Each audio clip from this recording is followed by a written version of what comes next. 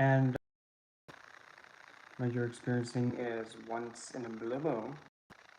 No background noise, no nothing getting in my way and distracting me, unless I get like a text message or something.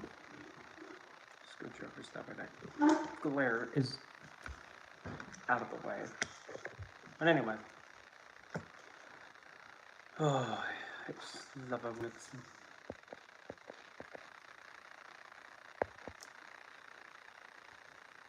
I don't know. I don't even know what the point of that is. Having like crap. Having like the allow gifts, whatever. Hello, Battle Folks, Red and Q. I don't even know what the point of that is. That glare is making me so agitated.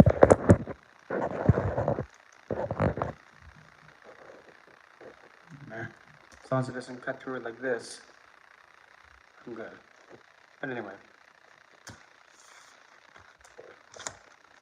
So, my Oracle deck is finished. Now, hopefully this won't mess with anything. Yeah, I don't care. No, not that, you dummy. And let's hopefully this will be able to work without any BS, but it looks like there is going to be BS because this thing's stupid.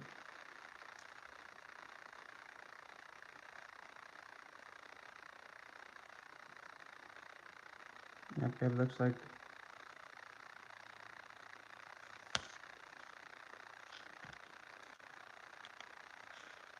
so there's really one way to fix that. So let me do this, do that, get this stupid thing to do what it's supposed to do, and then we'll try this again. Work, you dumb thing. Come on, before I'm dead. And hopefully this doesn't affect the quality of the stream because I'm using it on 2 different settings, like 2 different networks, whatever. Okay, open up. Okay, let's see, we have this one, that one, that one. Which one did I choose? That one. The ones I wanted to show I already had highlighted, but for whatever reason, the photo app decided, oh, I'm gonna just mess you up because screw you, kid. Okay, well, I'll just snap you in half. I thought we'd do that instead. Okay, there's that one, and that one, that one, that one. Nope, I didn't tell you to do that. That's why I hate technology. Okay, there was 2 more. That one. That one wasn't one of them. That was one. That one wasn't one of them. There's one more. Yep, that was all of them. Oh. Hopefully this thing will work. Hello, cat. Haven't seen you in a long time. Now hopefully this stupid thing will do what it's supposed to do. Okay, here we go. I'll flip it. Oh. So there's the box art. Part of it there. That's what the box art's gonna... Cupcake. Stop it. There's the box art. I flip it that way, it might look a little bit easier to see. You can't see it that well because of the brightness glare. So there's that, and then the, effect. The little reflection effect. There's how it looks. Stop it. That one. There's the back. Hello, Fiona. There's the backing of the card. I mean the cards. That's how the backing is going to look. Then we have the card that's actually the box art covering. Let me flip it. Get out of the way, you stupid bell. Get out of the way. So then, that card is actually the card that's called Majestic. And I'm not sure if I selected it, but in the whole deck, I believe there's only like 2 cards that look like they don't belong in the deck because the color scheme is completely different with the 2. But they're in there for good reason. That card is the Majestic card. And yeah, it does have like 1 word at the bottom. I'm thinking about maybe changing that instead of making it be like like a red backdrop over it, and actually make it like a plaque thing, whatever. But there's Majestic card. Here's the card that's Temptation. Maybe if I turn up the brightness a little bit, you'll be able to see it better. That's what the Temptation card looks like. And I don't know, just flip up somebody. This one is called Disdain.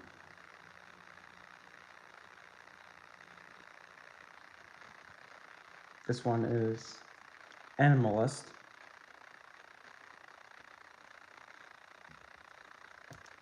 I did the artwork. All this artwork that you're seeing, all of it, I did.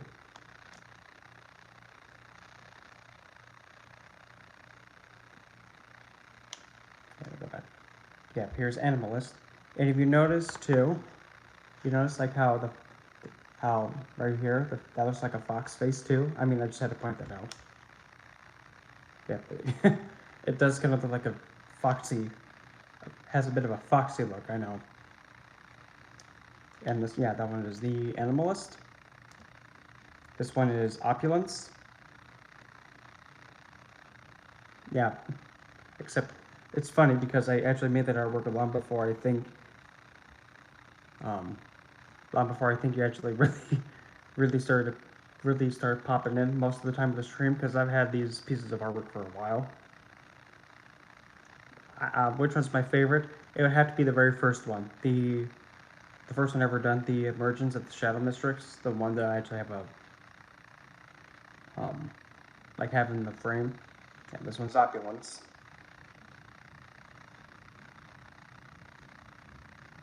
Here is Spellbind.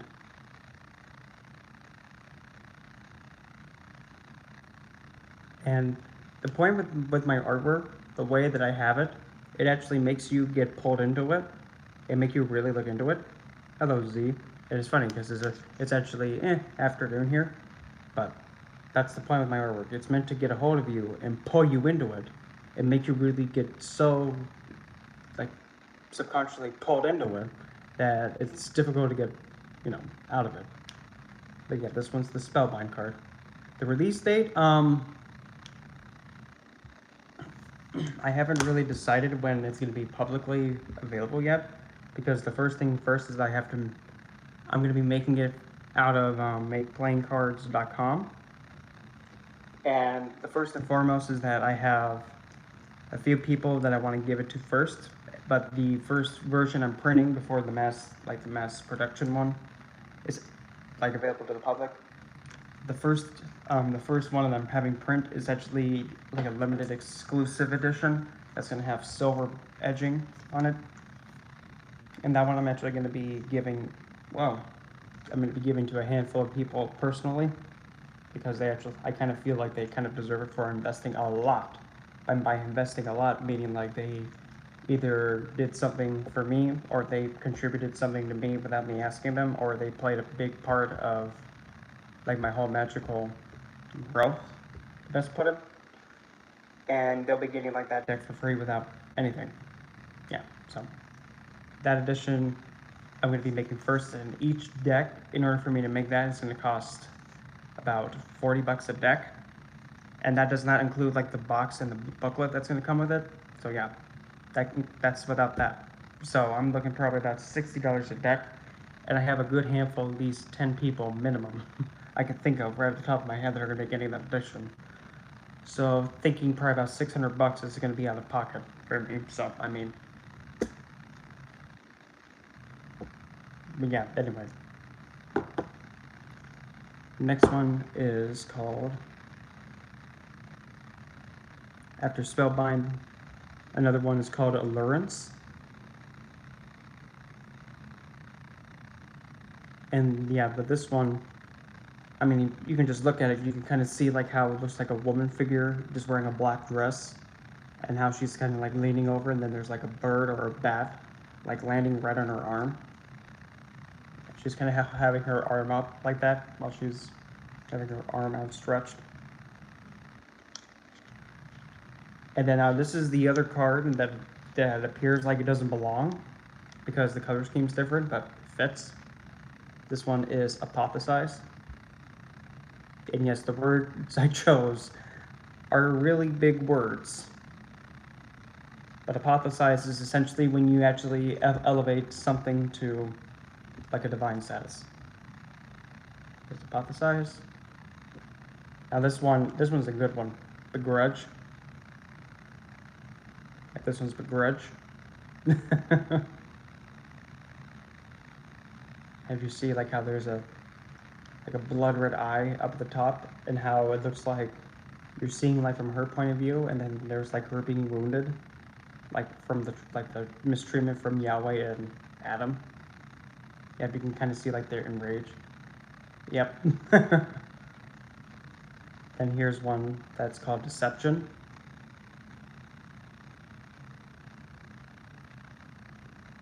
How it kind of looks like from like the telling of like how Yahweh and Adam were going like towards her at once, at the same time trying to like make her submit, and how she just looks at them, making her feel like, oh no, I'm all by myself, I'm completely helpless, but not really.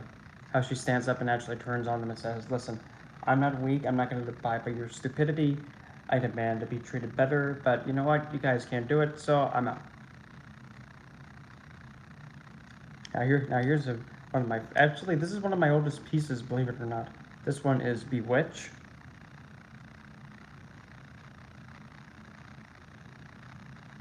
And this one actually I kind of went more of like a, kind of like an alluring siren shadow mermaid kind of a feel. Because you see like there's the red fin, and then like the mer tail kind of like going up to there, but then it kind of like goes around here, and it's connected faintly right there. And how she's also kind of confiding into like this little bird. How long was this? Well, because if you want to be technical, since my first piece took me about 6 months to make, but as soon as I finished that one, I started to make multiple pieces at once. So I was able to actually pump these out really fast, because I was, while working on one, I had another 3 that I was doing. So I was just going like work here, boom, boom, boom, boom, boom, boom, boom, boom, boom, boom. So I was not bored, because as soon as I got tired working on one, I moved over to another one. Then I got tired of that one, I moved on to another one, then to another one, to another one, to another one.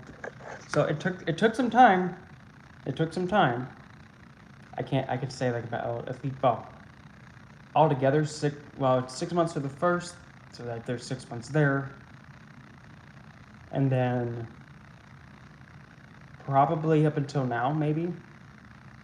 Like as soon as like the last artwork was done. But yeah, this one's probably one of everybody's favorites. Like almost everybody loves this one, Tantalize.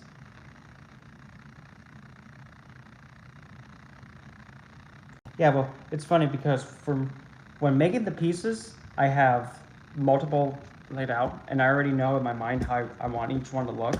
So while I'm working with one, I get like a little bit like, oh, okay, I'm getting dragged with this one. I open up another one, and I just get going, and I just keep bouncing. That's how I was able to pump so many of them out so fast. This one's Tantalize. Like, I'm not sure if you can really see, but if you see like the woman, there's the head, and there's the chest, and then there's the arm kind of like bending down. But when you look, you see how she has a blade, or it looks like kind of like she's picking up there's like it can be like a crossbow or like one of those gravesite markers, and how she's picking it up and brandishing it, ready to like strike someone. Yep. Lilith is the main character, is like the main being in focus, but the thing is, as like, as she's going through like each different incarnation, like how this one has her with black hair, and then there's another one with black hair, but you notice how each depiction of her, it's usually always different, because like here's one, the opulence one. Hello, Elysia. But this depiction of her actually has her with the red hair. And here's another one with kind of an orange-red hair. Like I have to say, whoops. Kind of like a molten red-orange color. And here's another one with her. Yep, and then here's actually her wearing a cowl with crimson, rose, violet red hair. Let's put that one. Then here's one with like literally like blood red. And a little bit of orange in the back and the shadowy color to it. And then here's actually the one that I showed in the beginning, the Majestic card, and also, funny enough, the box art. You see how it goes from. But now here comes the part where you really have to look, because if you notice, hello Angela, you see like how the face, you can see like you could think that there's a face like right here, but there's also potentially a face right there. But the real face of it is actually right here, and this right here, the white, is actually a mask covering her face. And if you look right here, you can faintly see it. I can't be. Yeah, let's see. I'll zoom into that one after I show all the rest of them, but still, come on, load. Or maybe I can make it work if I do it this way, but nope, never mind. Sit still. Come on. I gotta wait for it to buffer load. Hold on.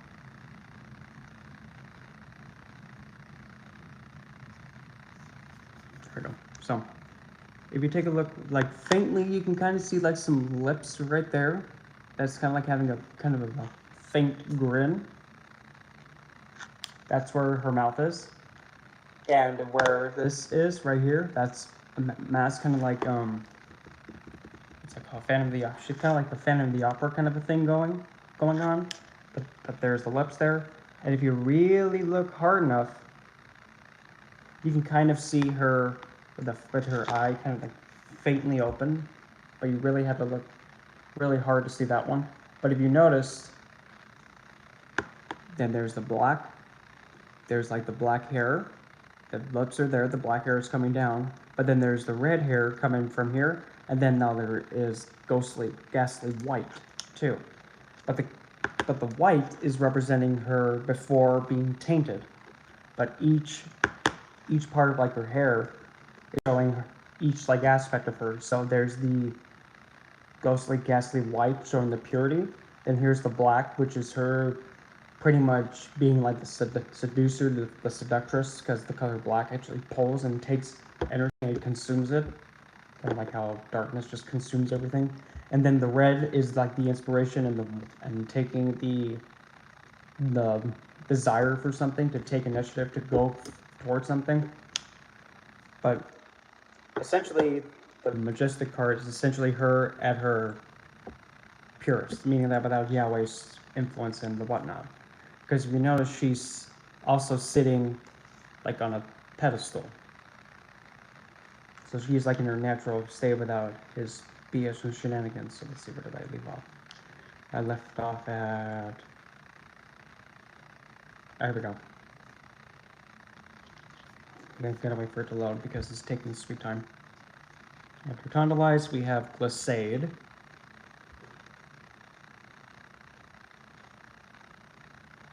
And now with Glissade,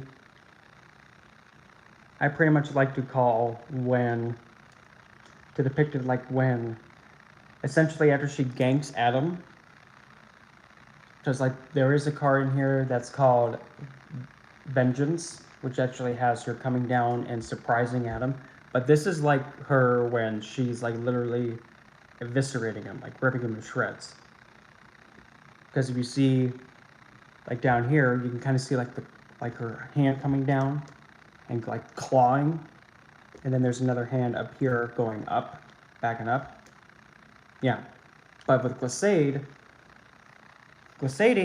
is actually pretty much when, like with ice skating, when you're actually going, and then when you're jumping and you're going midair, you're glissading midair, and then you're landing it and just kind of like you're spinning, and then when you land, you like that.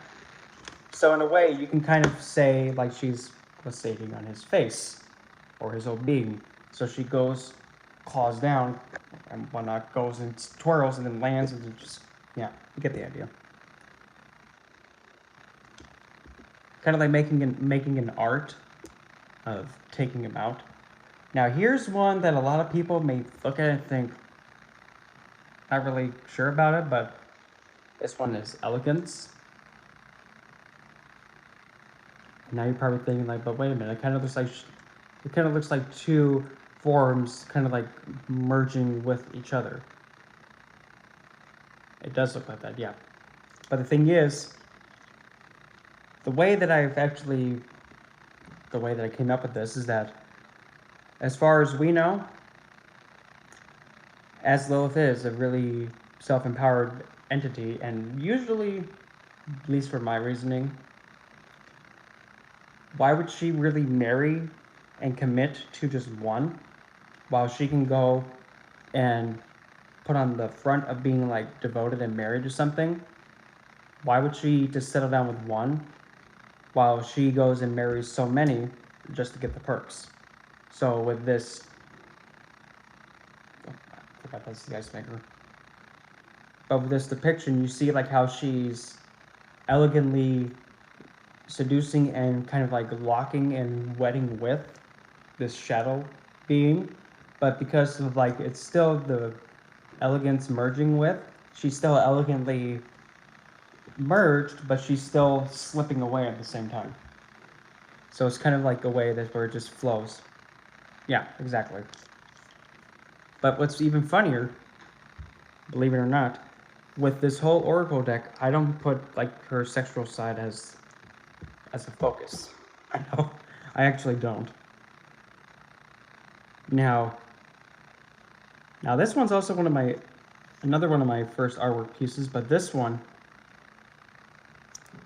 is a really big word. I don't think it's actually really used that much in the English language anymore.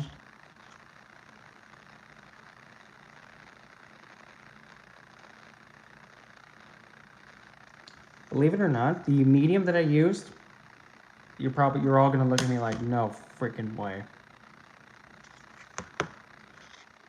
GIMP. You know, the free Photoshop software, GIMP. That's it. I only use GIMP. Now this one is, I can't even pronounce this word. Hello, Kayla. It's called Pertonius? Pertonius? Yeah, Pertonius. Pulchirtudinous.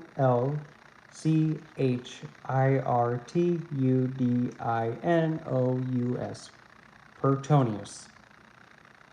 Which is actually like a really dazzling, beautiful. It's not really a word that's used that much anymore. This actually kind of is showing her in a way that does seem a bit bloody, but regardless of still having the bloody, it's still showing the beauty in what is deemed darker and more jolting, if that makes sense. Now here's one that actually kind of shows the overpowering viewpoint with her. But when you look at it, you kind of think like, this looks a bit masculine, but you gotta keep in mind too that Lilith does have the power of a man dominated. Here's dominance. And okay, fine, I'll admit it. This kind of does have kind of like a, you know, dream man look, but still. It does have that masculine, feminine vibe to it. And I don't know why, but just like the head, like up here. Every time I look at it, I think, well, why did I make it look like Vayne from League of Legends, like the Night Hunter, in a way? It's like it does really honestly look like a personal fitness instructor that wants to, you know, condemn you for not being your best self. Now here's one that you really have to look for this one. And the more you look, like I said, the more you look at it, you get pulled into it. This one's veiled.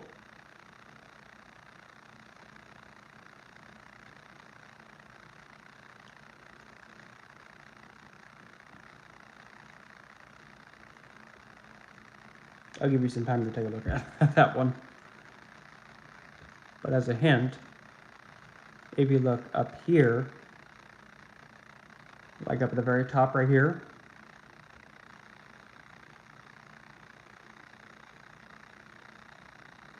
like right here, you'll see like a feline, feminine face up there. It is right there. You can really see it right now. There. And then you see the feline right there. Then you see the face right there. So like you really can't see her, but by the time that you really look, you come to realize, oh, there's a claw there. So it's like a booby trap. And now here's probably one of the more darker ones, and this is actually the last one. Fine, I'll show one more. This one is Lament.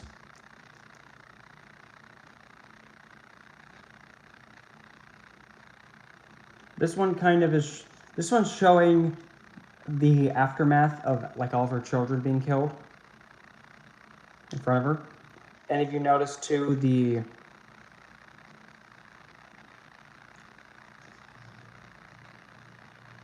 I know this might be a little bit graphic, but if you notice, like here, there's like one split of the child that was, cut in two, and then she's holding the other half of the two. So there's one half of the child up here, and then the other half down there. So yeah. So yeah, I mean, and whoops, I didn't click on that one. I clicked on this one. Yep, here. There's the first piece I ever did, Emergence. Yep, I kind of kept the name the same for that one.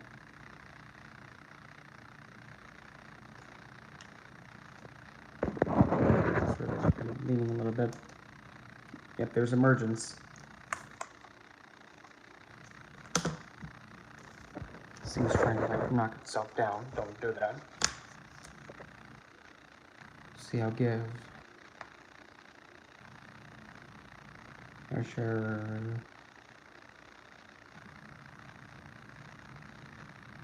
Two more. Let's go with.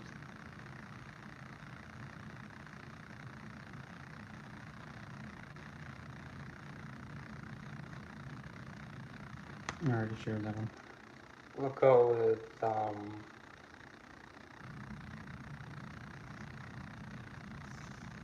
here's one of them called Haunt. Yeah.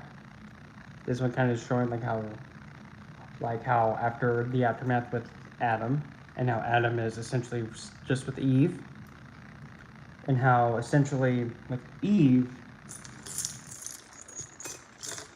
since Adam was first exposed to Lilith, essentially this is like the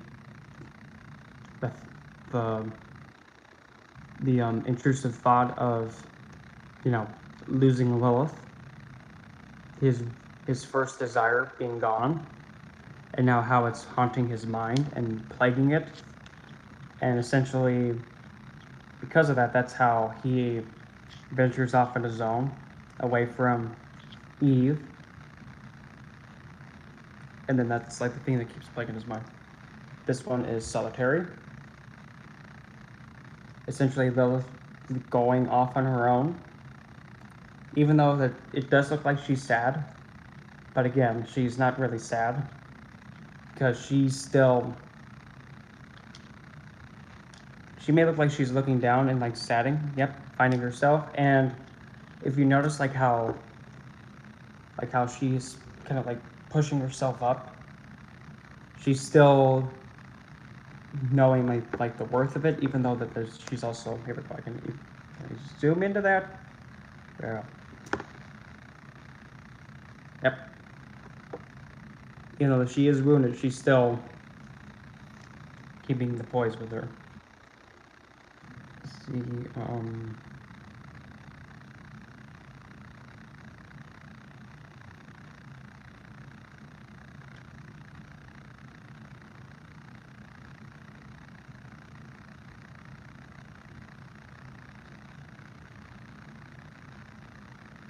here's glamour. Because now this one, you can kind of see like one hand going this way, and you have another hand going down this way. But the more you look at it, the more you get pulled into it. Because one second you think, oh, there's a face right there.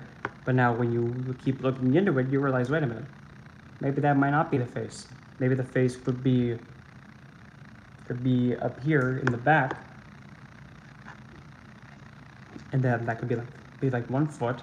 Because you notice how there's 1 foot there. But then you see that there's some fins there. So it really makes you look, and when you turn in a different direction, some more things pop out of it.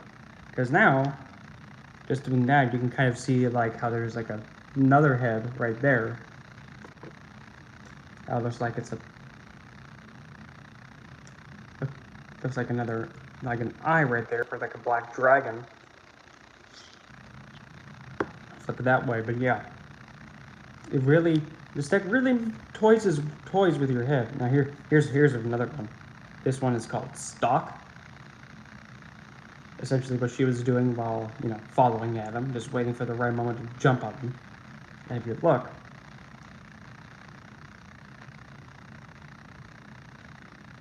like she's putting a finger on her chin, or even like right here, while she's following him, blade in hand. You can kind of see like the dress there.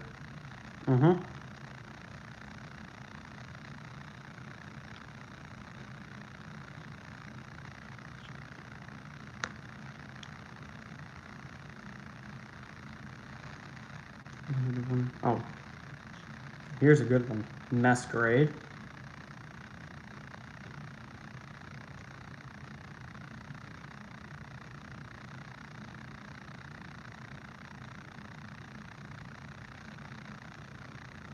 Because when you look at it from afar, it looks like there's like 3 legs.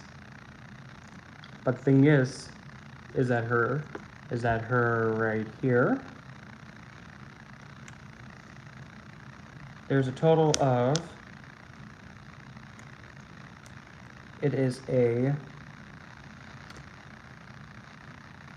altogether it is 44 cards altogether.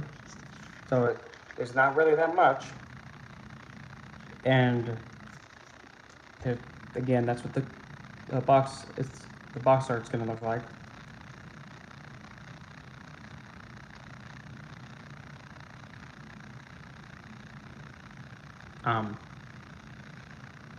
That was as random as a Final Fantasy battle, but the thing is, yeah.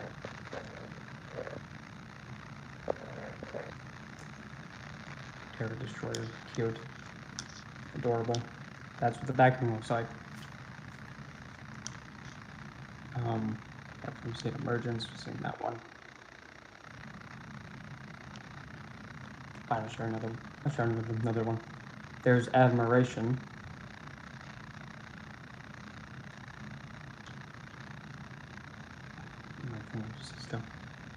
There's Admiration.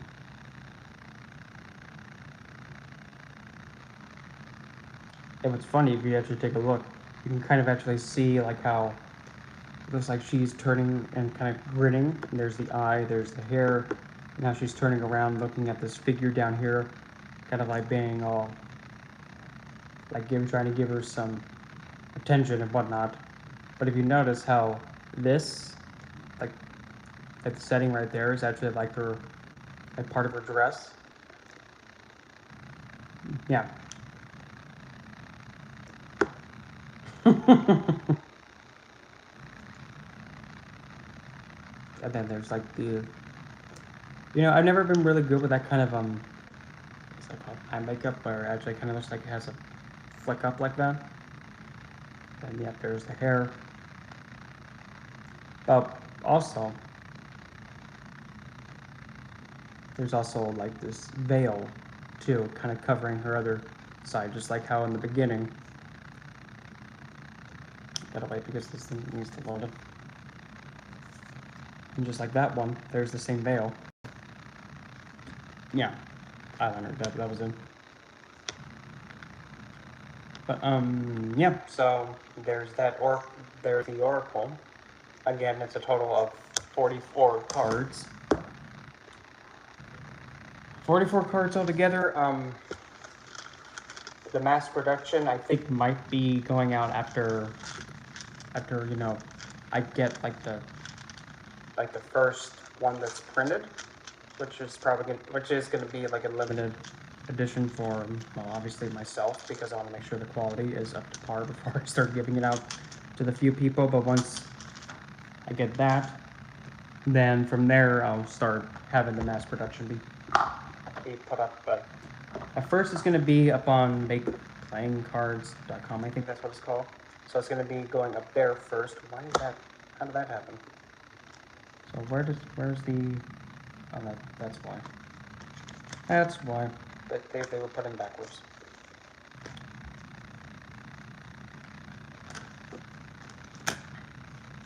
And I mean, if it's possible, I mean, I don't know who I would have to speak to in order to get it to, like, in something like Barnes and Noble, Amazon and stuff like that. I have no idea. So I guess Make Playing Cards probably is going to be where it's going to be available first. When? I can't say, because I have no idea when exactly, because I got to upload all the files. And I have to also have enough to be able to have the first printing of it be done. So, but if I was to make, like, mass print, like, a few, by few meaning like about a few, like 13, 14, 15, what have you, quite a bit, then the price per deck would go down. But I mean, I don't have that much. I don't have that kind of money to drop just to have so many of these things be created. I'm not at that financial level yet, but getting there, hopefully.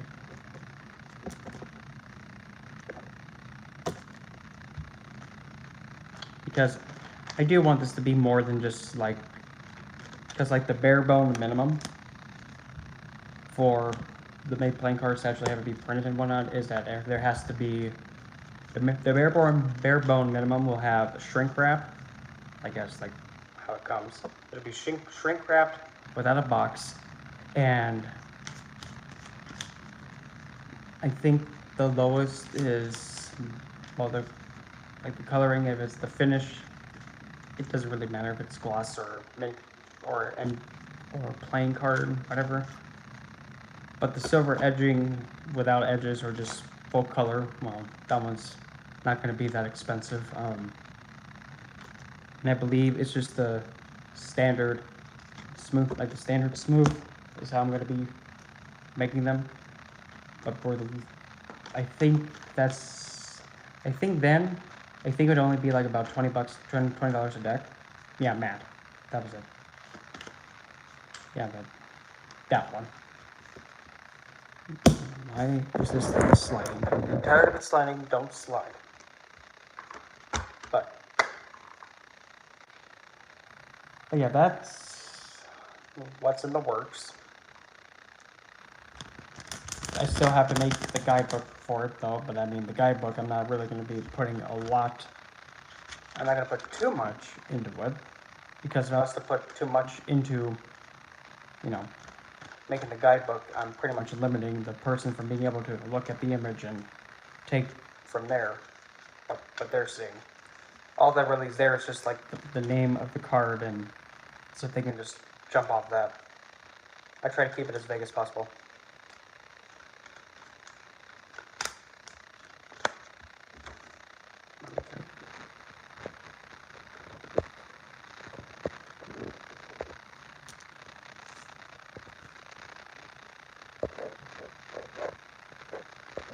The thing with the Oracle cards too is that look down we go. Yeah, and actually that's what that Oracle deck actually excels at. It makes you pulls you into it, making the subconscious come to the forefront, kind of like how the Goetia Tarot in Darkness does. It forces your subconscious to come to the forefront and actually look at it.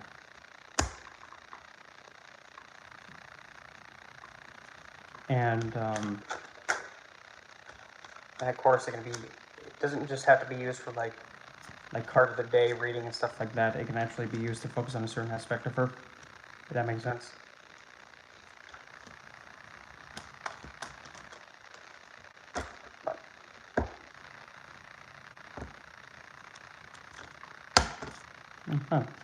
Belial and Prince Seer. Oh, I just love how quiet it is right now. Like, this is what, like, the environment that it is like right now, nice and quiet with no every 2 seconds. Sorry if I just gave you a heart attack. And just not like yelling and just nonsense in the background. This is like literally to die for.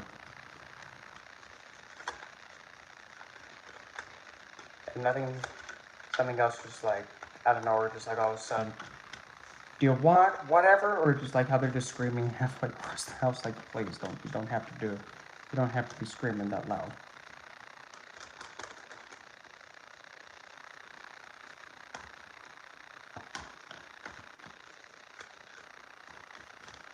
And the beautiful thing about an Oracle deck too is that there is no real right or wrong way of actually making and of actually having one. There's no set by the book. It has to be done like this, unlike tarot, because tarot has a structure system. Like it has to have minimum 78 cards. Oh, my dog. Well, my dog is, I don't know where he is, and to be kind of honest, I'm not really concerned because he's either inside in the garage just relaxing, not being loud, thank God. Because if he was being loud, going every 2 seconds, I would not take that nicely. But that's why I'm more of a cat person anyway. What? Phoenix.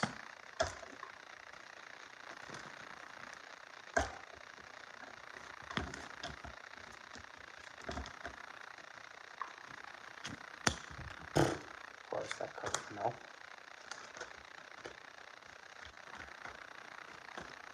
But yeah, if it's going to be nice and quiet, thank goodness, now I can actually be able to think and process, although I'm doing this, be able to process things much easier than having, you know, people going like, oh my, about just complete other nonsense.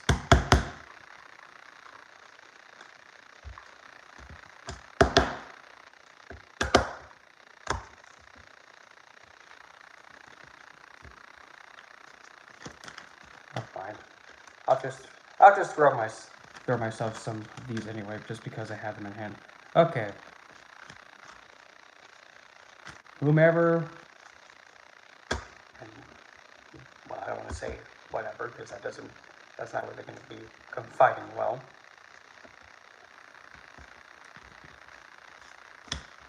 Whomever.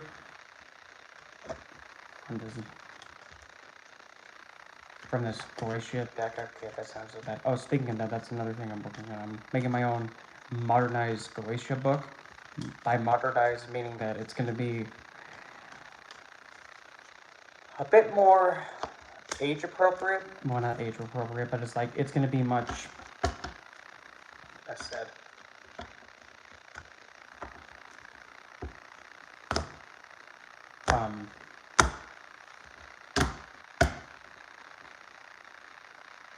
Like it's more fitting for the modern age, if that makes sense.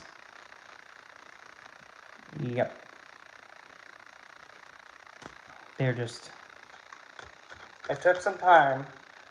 Yeah, but I mean, I still, like I said, I gotta make the guidebook to go with it too, and of course, the limited edition, exclusive limited edition version has to have the book too. But I mean, I'm planning on just having it be published by Lulu, and actually get like a lot of copies of that, instead of having like it have its own booklet and whatnot. You know, just need just the box it comes in and make it just so nice and simple.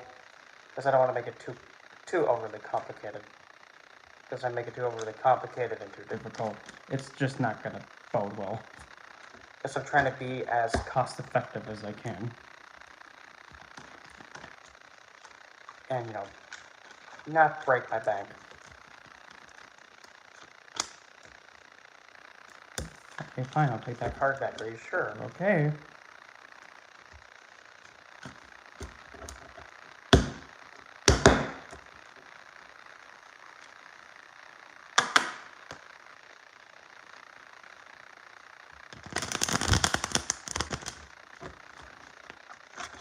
Honey bear.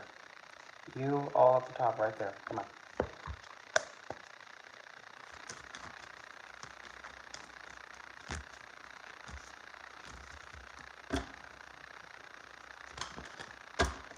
Now let's try this again.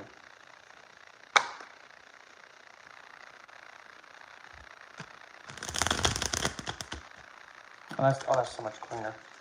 Kind of. Not really, but better.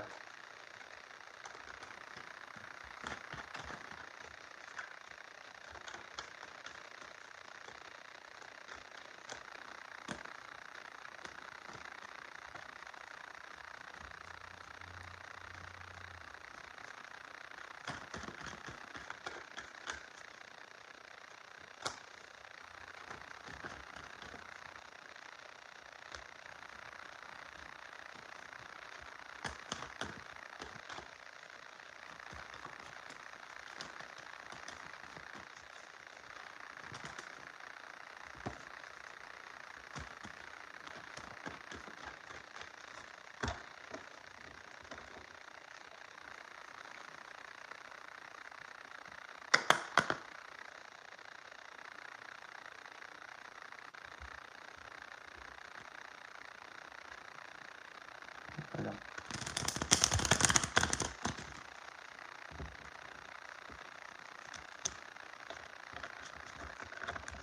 Get in there.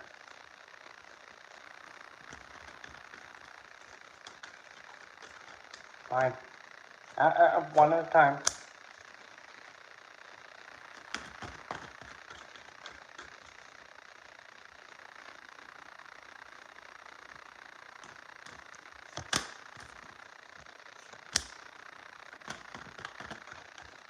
I'll pull one last one.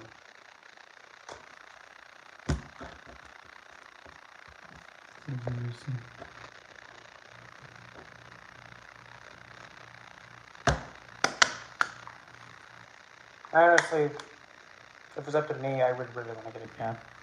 I'm more of a cat person. Because a cat is just like, hi human, you gonna pet me for a little bit? Good, now leave me alone. And then when they're just like, hey human, I know you're busy doing something, but what a grand time for you to pet me. Now, thank you, now go away. Then again, that's just me. That's why I like them. But the thing that I have to admit that I would get kind of annoyed with is just like, hey human, what is this thing you have here? What's this? Human. Looks better that way. Human. No. Last time, human. Yeah, they just keep knocking over stuff.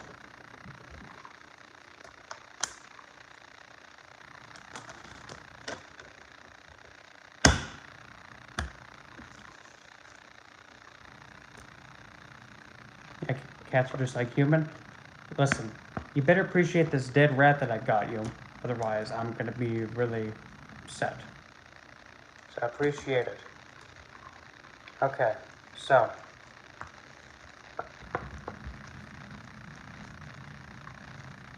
Let's see here. At the core of it all. Of course.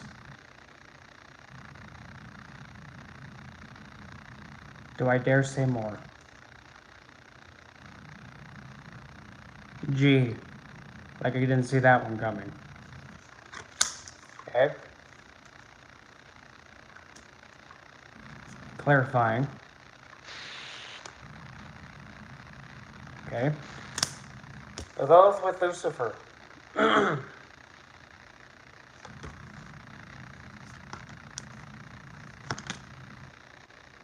Then we have Nentelian. Then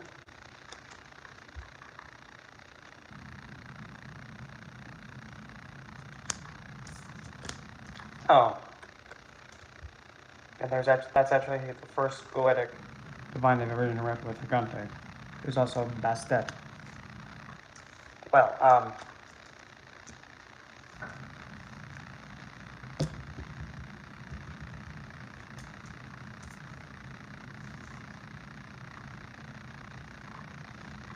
so pretty much I have this.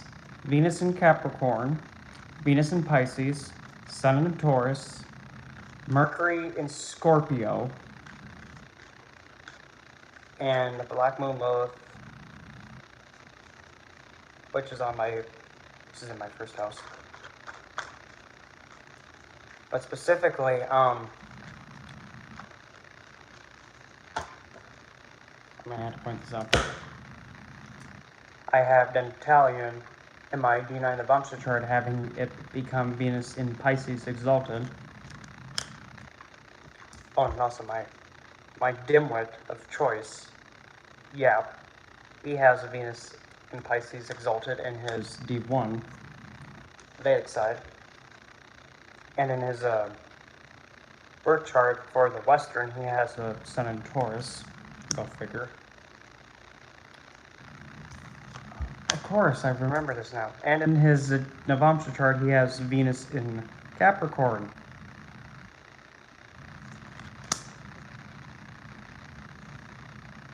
Gee. Oh. And in my Navamsa too, I also have Mercury in Scorpio.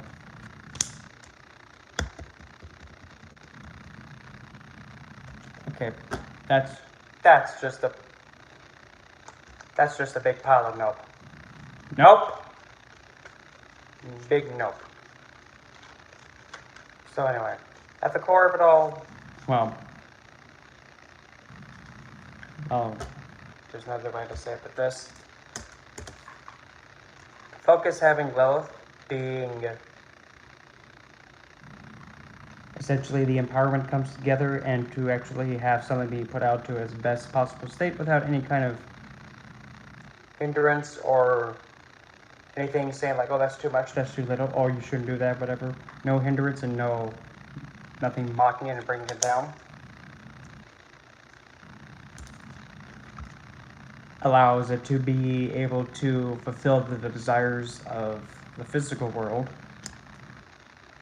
which will bring mastery of the mind, the emotions, and being able to understand that what was gone through in order to get to this point is appreciated. And from there, it's able to help transmute that and turn it into wine instead of like water. So the indulgences of the world become more enjoyable. And then after all that, it becomes like a big celebration, because that's what King Paimon enjoys to do. Celebrating, and I mean, you can just look at him and think like, wow, looks like he's doing a bit of a dance there, and you're correct, at least for this depiction. And yet there's the horns.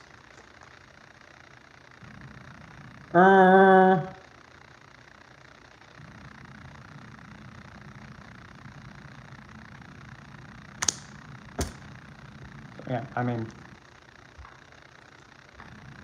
and there's Ouroboros for the clarifying, and that's the world, the new ending for something new to begin. King Baal, that becomes what'll begin, which will lead to Forneus, Four Pentacles, to hold on to. Doing a meal, okay. Which will hold on to the gains from it, which will be then Venus in Taurus, where it's Motricona and owned. Barbados to actually keep a footing on the treasures gained from it, but also still getting attention. So, I like how Marquis Andres just comes out to it after that. So, looks like the gains I'll be getting I'll have to be defending and holding on to from this whole thing, which won't be a problem. Because I've kind of learned to be a little bit stingy with my earnings and what I've earned. And not be all like, well, nice and easy, gentle, giving it out and handing it out. But anyway, so there's that for where I stand. But anyway, so that deck will be out after I at least get like the first print of it, like the first exclusive limited edition version, which might take three weeks or so for me to get. as I'll be getting each one slowly but surely. And when it comes, when the funds are available.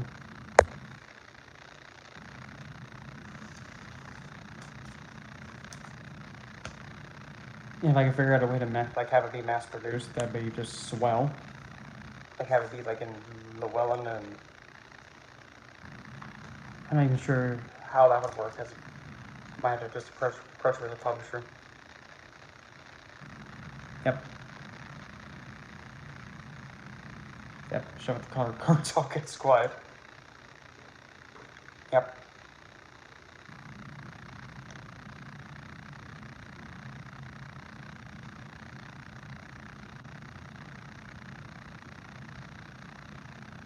Maybe if I turn that off, maybe that'll help service, but yep. There's all that. Turn that off. Ow. I'm still here.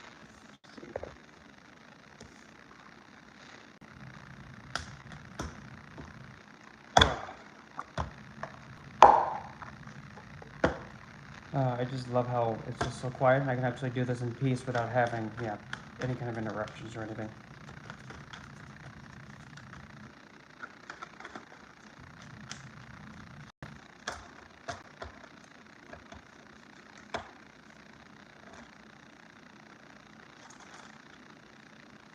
Screw it up. I'll put myself on the spot again.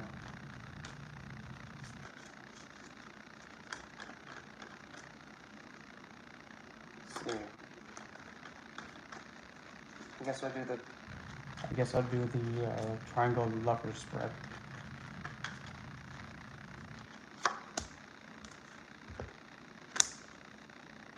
Okay. Well, apparently I'm the King of Pentacles. Well, in this deck, that's kind of like a, well, gee, thanks. Thanks.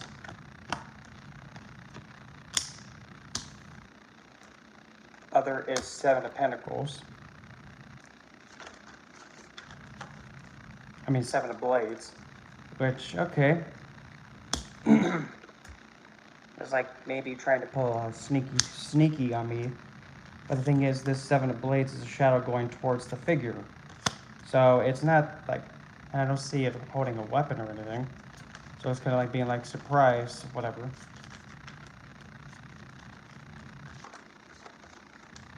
But this King of Pentacles card right here is just like, okay, well, screw you too, cardstock.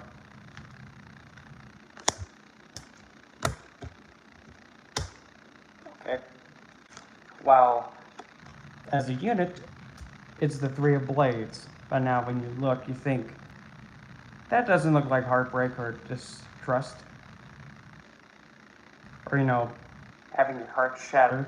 It actually looks like he's confining in safety to the other.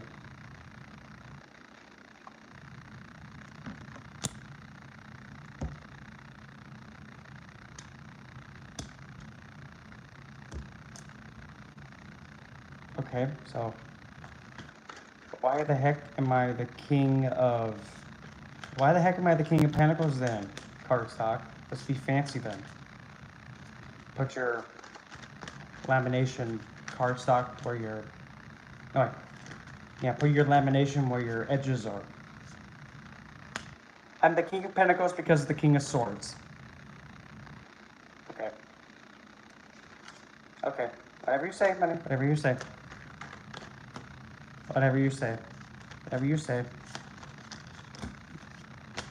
Whatever you say. Because we got flaming and earthy, which conflicts. And then we have the fire and air, the burning wind. Okay. That just doesn't sound good. So then why is other the Seven of Blades?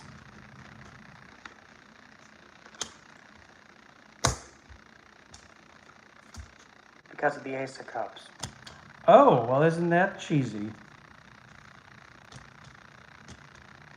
Seven of Blades because of the Ace of Cups. Gonna be a bit sneaky with the feelings and surprise gank with the emotions, huh? Okay.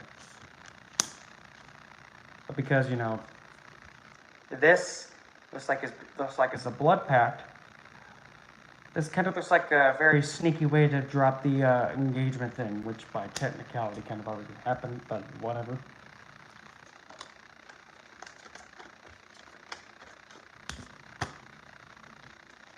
So then, as a unit, why am I why?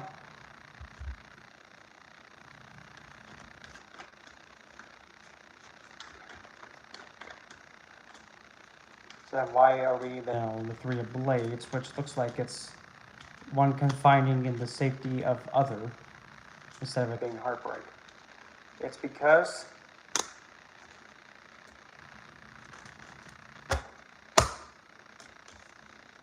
cheesy. Well, before we get to that, let me just have a nice little review here. Currently, I'm the King of Pentacles with the King of Blades. Double the heat with wind and earth. So we have... Naturally, it's funny because these kings kind of look like the same thing, the same individual. One looks like he's fearing for his life and exposed.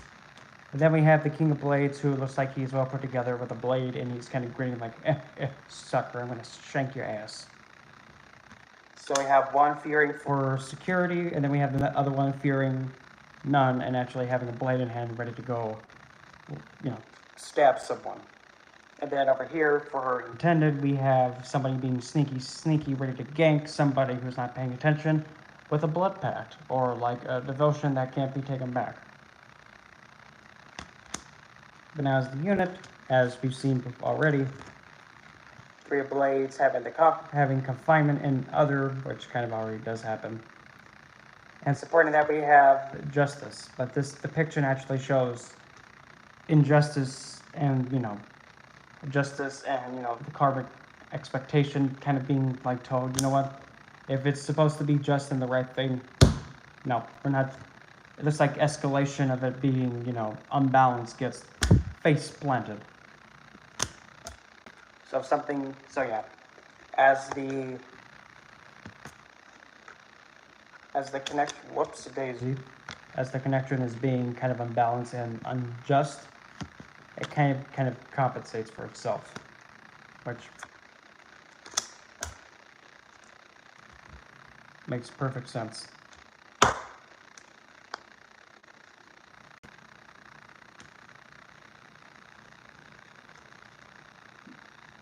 Yep, and essentially becomes the light, which will pretty much lead to the victory with all the king's men. I hate how these cards are sticking together.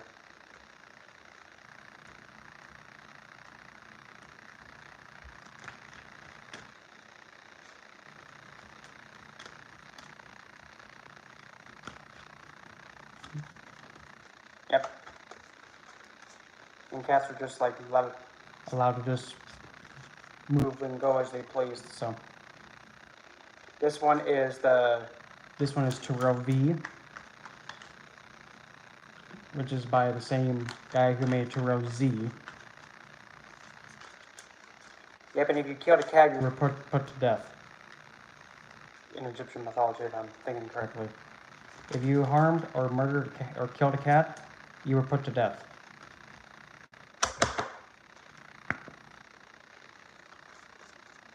Uh-huh.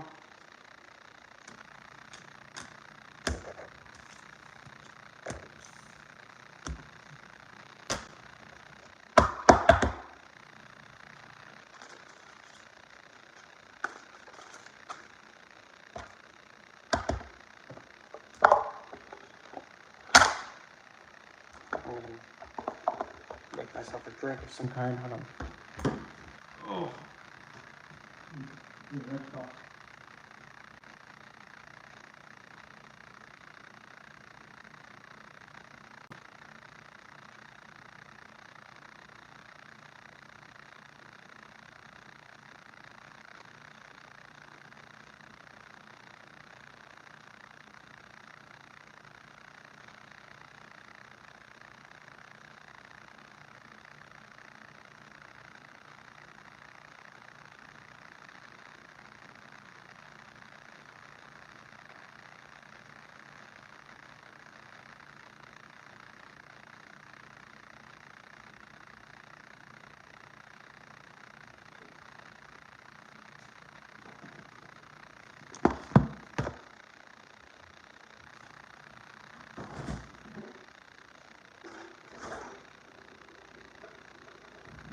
that one.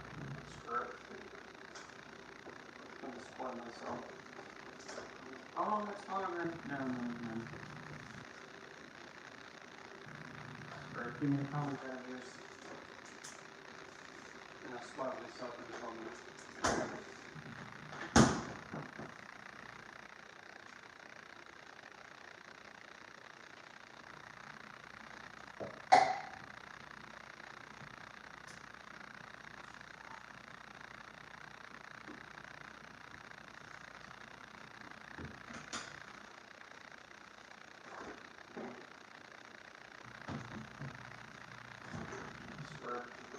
Give me my indulgence now.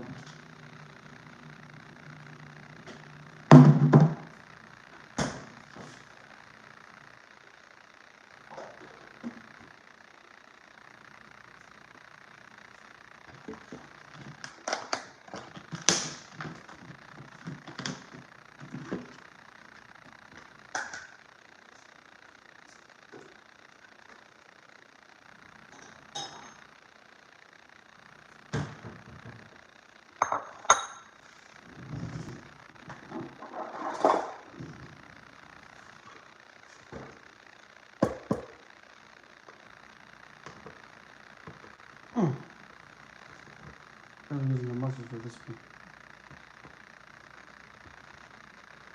Okay, we're gonna just separate it. Come on. Thank you. And we're gonna go one for plop. Yep, there we go. Now, damn you.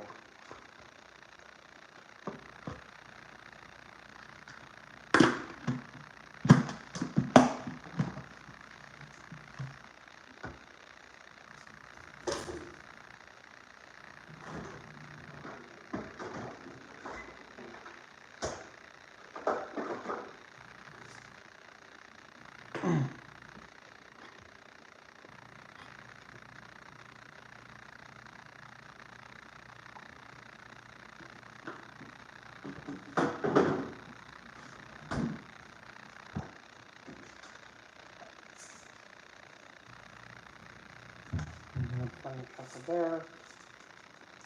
Come on.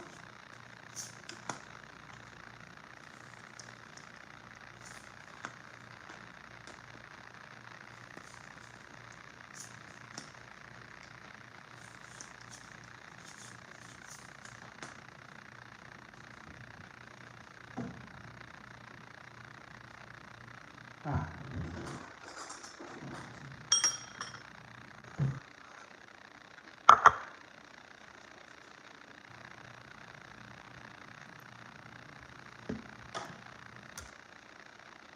And now do something stupid and be like, oh, flip it. Yep. Whoops, I just dropped it. Still nothing. Whatever. Ah. Oops, wrong button.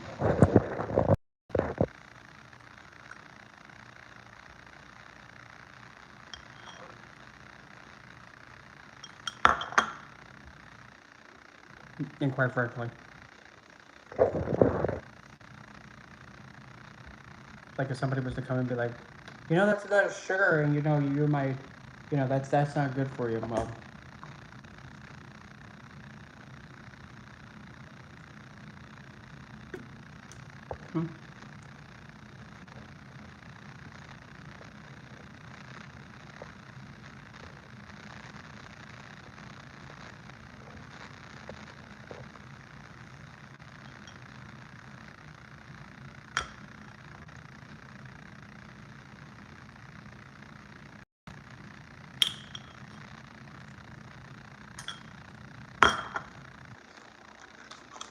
as a wise man once said, if it tastes good, then it's good for you. And yes, that wise man was me. Sure though. If it makes your taste buds, if it makes your taste buds giddy and glee, then it's good for you.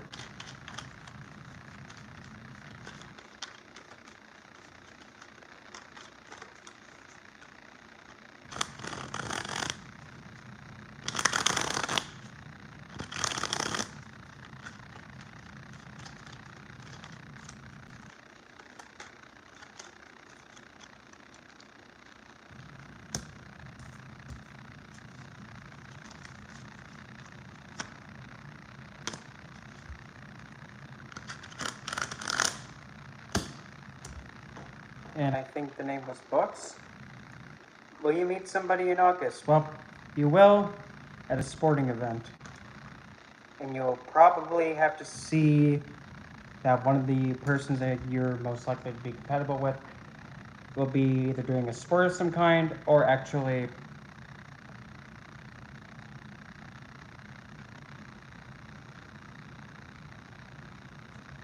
essentially being really like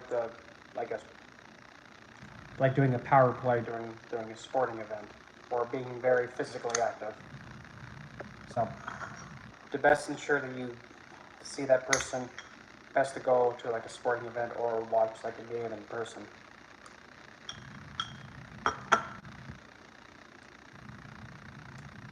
And if you're somebody that doesn't like watching or going to sporting events, maybe consider like even if there's an individual or even just going to like a friend's house and they happen to be having a friend over that likes watching sports or whatever, that might be your best bet. The heck, dude? Somebody just drove down the street that I live on, going a bit too fast, and it kind of caught air.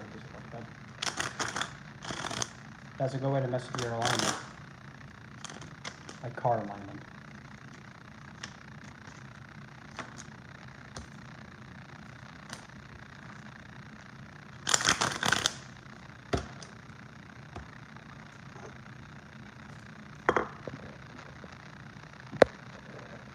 The deck I used was the Gator. Literally, that's what it's called.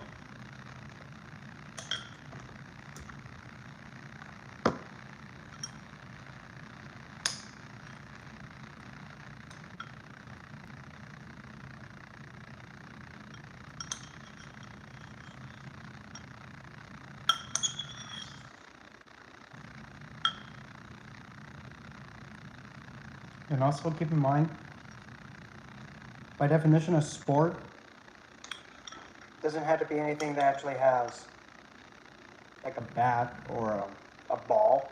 Swimming's a sport.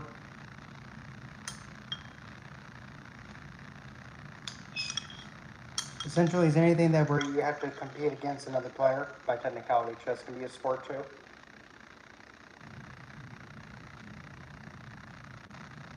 Even also, esports, like playing like a game called League of Legends. That's a sport. Mm-hmm.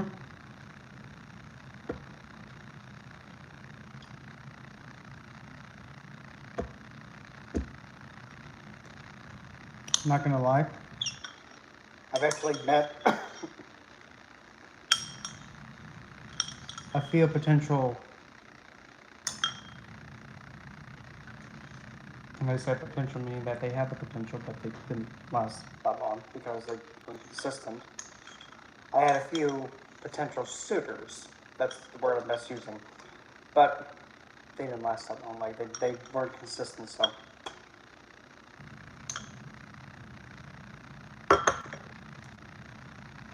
So they didn't make the cut. But I met them like on just playing League randomly in bot games. Just out of nowhere. All it took was one gay joke from me, and yep, well, there it went.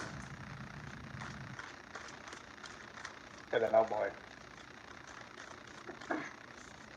That'd be really awkward. That'd be a really funny yet awkward thing too to also like start making jokes about. Okay, what lane do you want? I'll go mid lane. What about you? What lane do you play? Oh, I'm a bottom laner. Ah, okay. Bottom lane what? Carry or support? Support. Oh, okay. So you're just a full. Okay, I get it. Well, jungle's all over the place.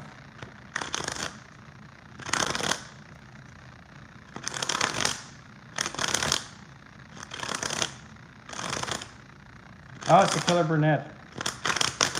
She's back again.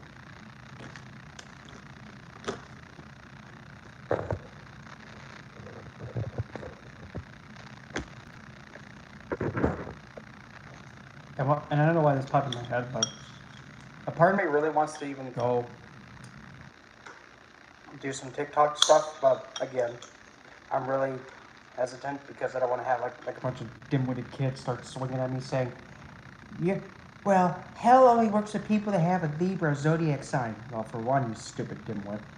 Yeah, I'm a Libra too, but the thing is that I don't want to have stuff like that pop up, because there's even one person that said, "Well, the Morgan only works with people that have a Cancer zodiac sign."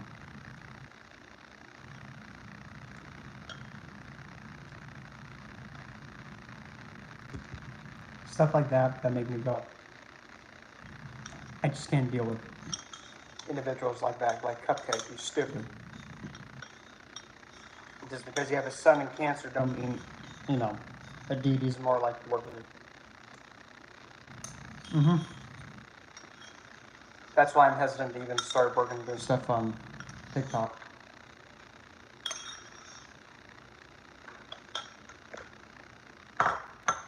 Because I probably would not vote too well, but I'm thinking maybe probably the best thing for me to do is actually do like reaction stuff anyway.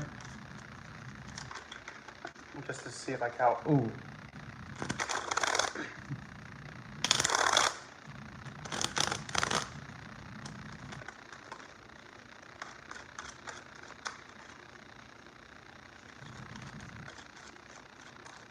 I mean, I'll try to get myself more into it because I do know it probably has a lot more. It's a lot more easier to have monetization on TikTok than YouTube. But don't get me wrong, my YouTube is essentially starting to go up a bit. Yeah.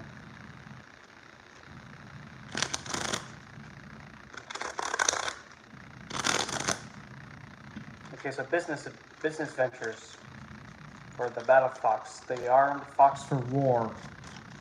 To be foxy about it.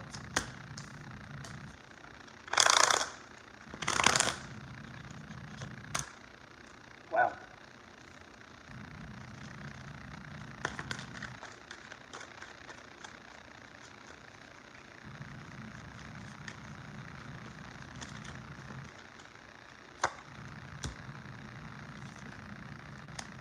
I like how that says man of sword, but it doesn't really have anything to do with it. Okay. I like how it. When I just showed this card, you'll be like, "What the what? How is that a man of blades when there's no man with when the man is not even using a blade and not even having anything in his hand to do that?"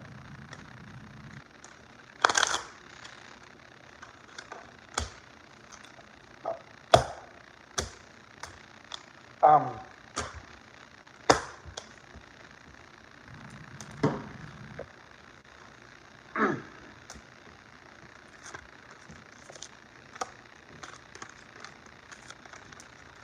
So, business ventures for the Battle Fox. Well, Eight of Pentacles. Well, looks like you'll be putting in a lot of time and work. So, business ventures, there'll be a lot of work involved. But then there's a figure, that I'm putting this as a divine figure, that's actually going to be helping you in your endeavors with it, kind of overseeing everything and blessing you with the financial means to do it, and in gains for it. So you might have to tinker a little bit and kind of come up with things by trying many different things, many different approaches, but you'll be so easily content with it and kind of not too upset if anything doesn't go wrong, because you still have the mindset of like, I'm going to keep trying, I'm going to try this. What happens if I mix it this way? What if I do it this way?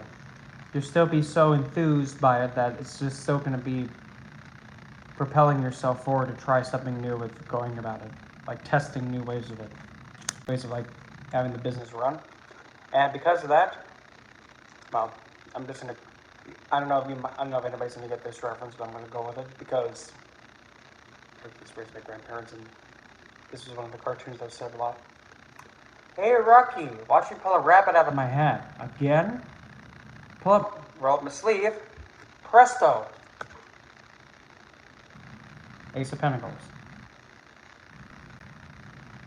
So, business venture, well, successful. Well, I don't know how. I don't think it gets more louder than yes, than that. Yo. Hey, Whistler. Whistler. Stop it. Don't know why the thing. Don't know if you can hear that in the background, but it'd be nice if it stopped. Oh, it's the fan, I just realized.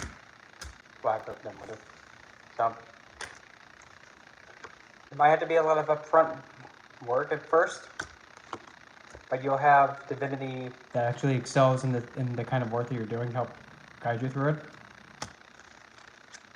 But you'll be able to go towards the work and be experimental with it and being able to try new things openly. And because of that, there you go, fulfillment. Yeah, the gay terror. I love it too.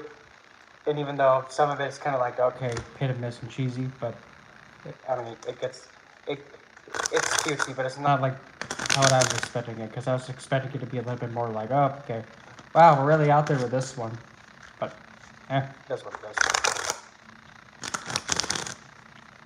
But I mean, when it comes to like card depictions altogether, the best card in this deck, and pretty much I've seen depiction wise, has to go to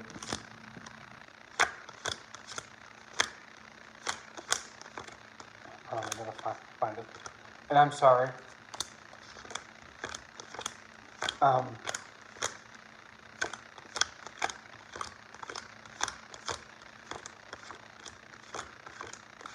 Where the bloody, there it is.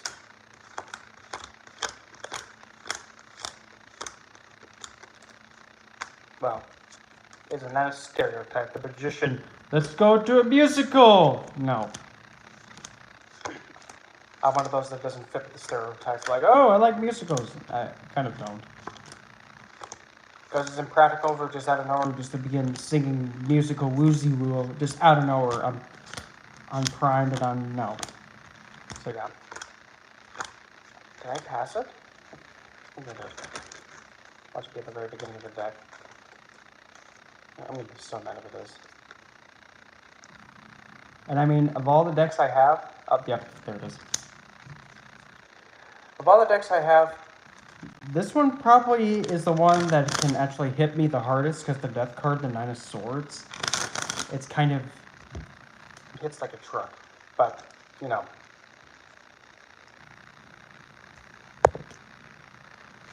Yeah, ice cream's one of the best desserts ever, I agree. I just ate it all.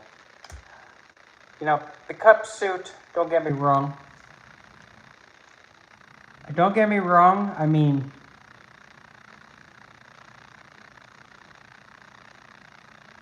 best ever. Zeus, stick it and piss it. That you can kind of reason out what kind of fluid's in the cup, but hey, you know what? You know it gets real when they have your card holding a cup of it too. And I mean, that's quite a lot of that. That's going to take a lot to fill the cup up. I'm just saying. That's a lot to fill the cup up. That's a lot. And I don't know about you, but I wouldn't waste it by just throwing it all over the place. But when it comes to the Lover's card, this is probably, if not my absolute favorite Lover's card to exist.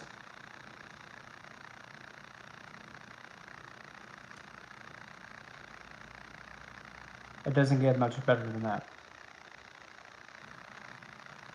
Best Lovers ever. But anyway. Gonna crawl my way back up to see. There is...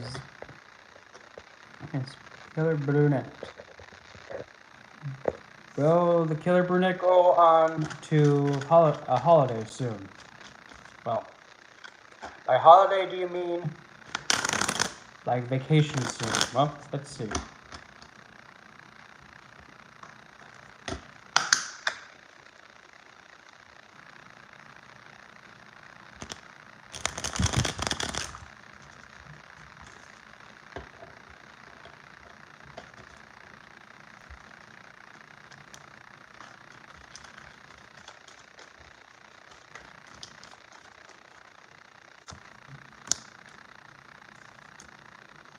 Well, when you go on this vacation, it's going to be the time of the year where it's going to be a bit wet, windy, and kind of stormy.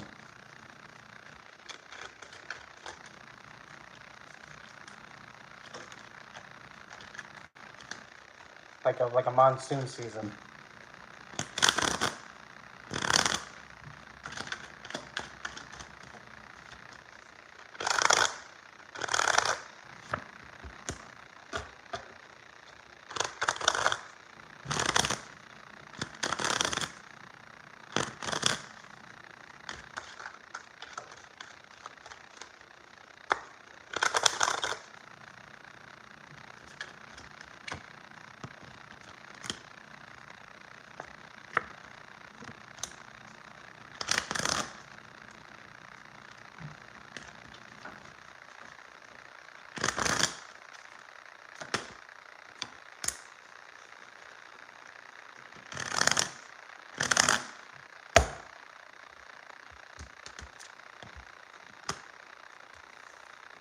And like I said, this deck can get pretty dark, I'm just saying. Going abroad? Well,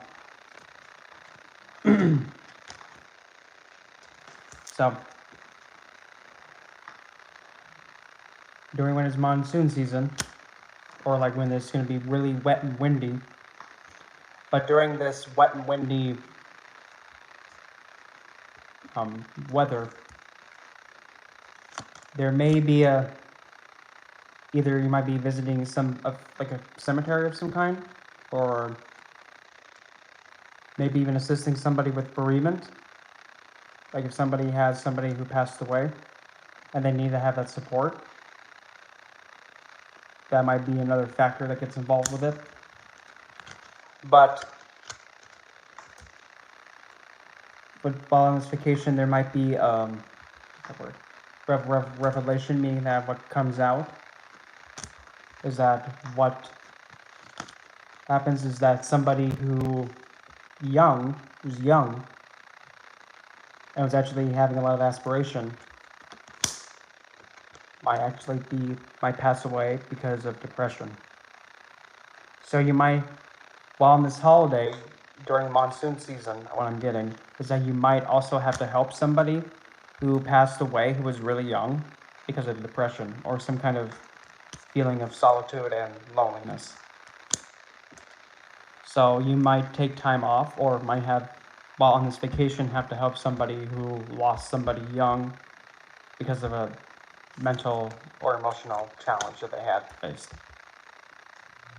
Or they might be, or might be somebody who lost their spark and now they're really just feeling like they're alone and don't have any support.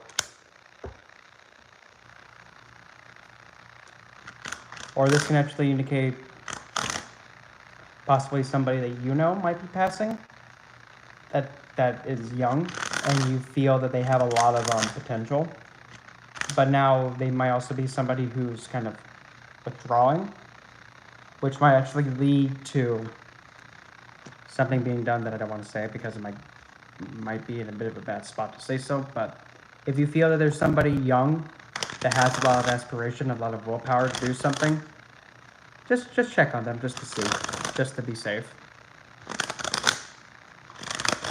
and just to give them that support. I don't know what I am. At least that's what I'm getting. Killer brunette. So that's really the only thing I would say just to be aware of while on vacation, on your holiday, because I mean that's what's coming out loud, like, ugh.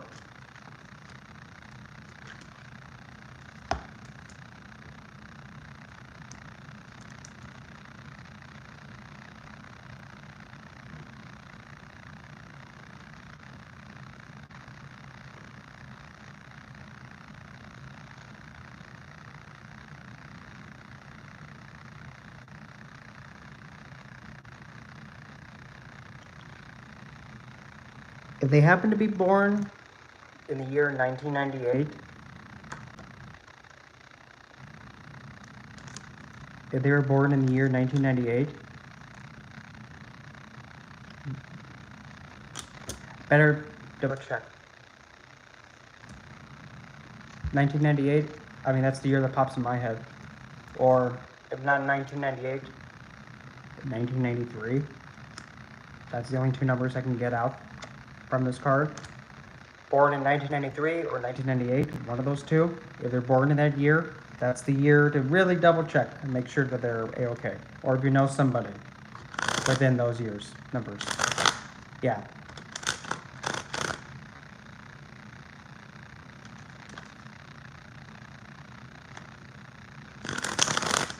And if that's the only thing I would be aware of. Those 2 years of birth, I'd be really aware of.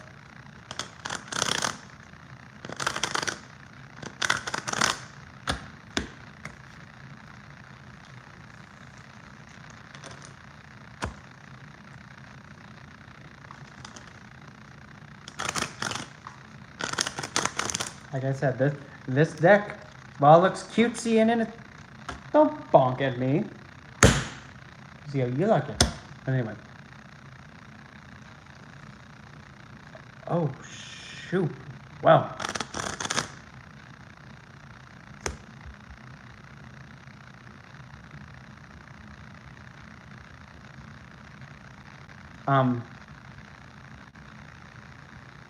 Wow.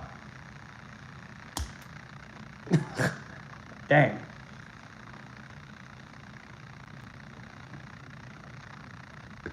Oh. Was your daughter close to them? Was she close to him? At all?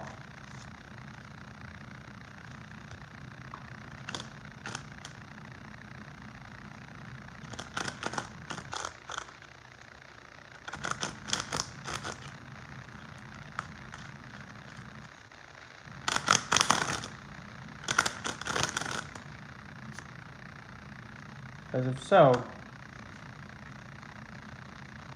he was young, okay.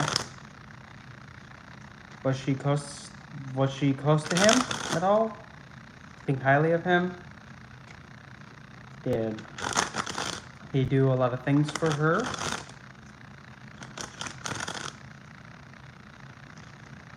But yeah, that's starting to connect with the Youth of Wands, too.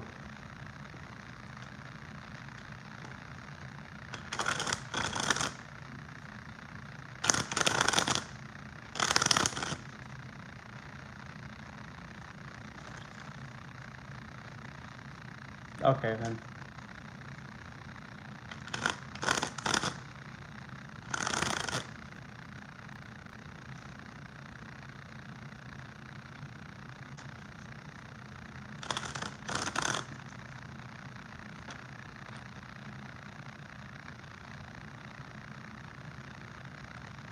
Did he happen to pass away in a... Did he pass away by like a vehicle accident, or was it because of a depression? Because I'm trying to actually really figure out by the cards that came out that.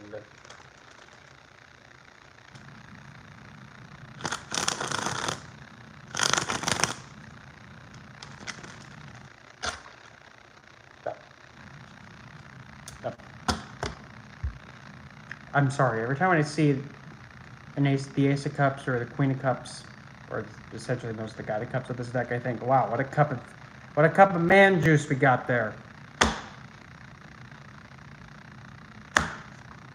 Interesting. The heck, okay.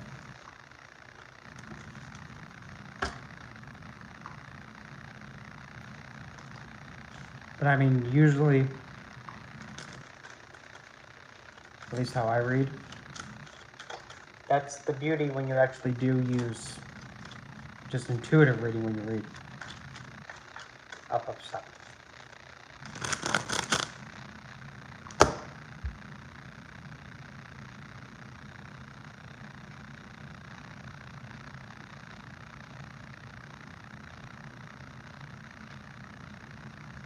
Yeesh. Oh.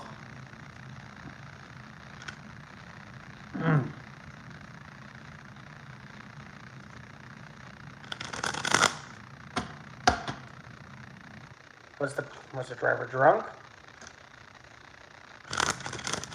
Not paying attention or negligent? Yeah. I mean, yeah, that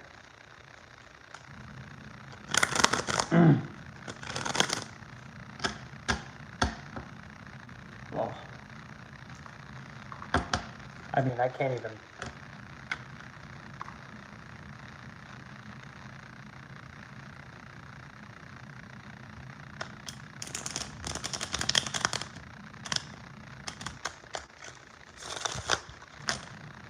Oh, so it's very, when it comes to even like hearing about stuff like that, and thanks again, Ryan. I'm not sure if I said thank you for that.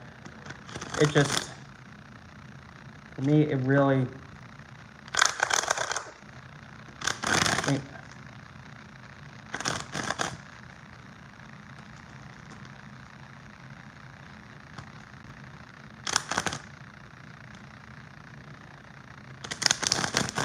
well, I mean, the thing is that I couldn't be able to live with myself knowing that because of me being negligent and not paying attention to being, careless,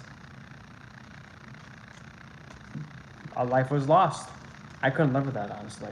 I can't.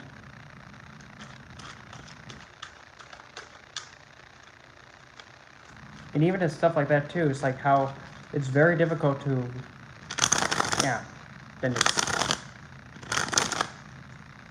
well, I mean, really, the only thing that I can really hope for is that, the person, it does. Because, I mean,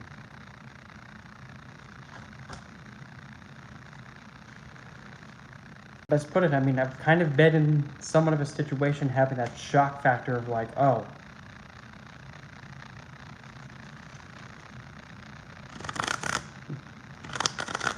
being in that, like, that state of being where it's like a shock factor, like, oh, my significant other's gone. The love of my life is gone. The person I'm in love with is gone. Just that. I've gone through it myself, but I mean,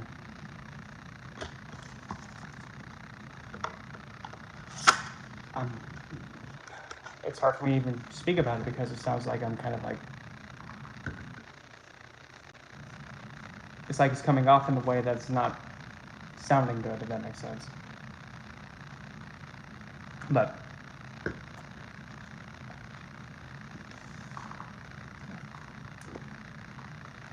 don't bonk your head against the door.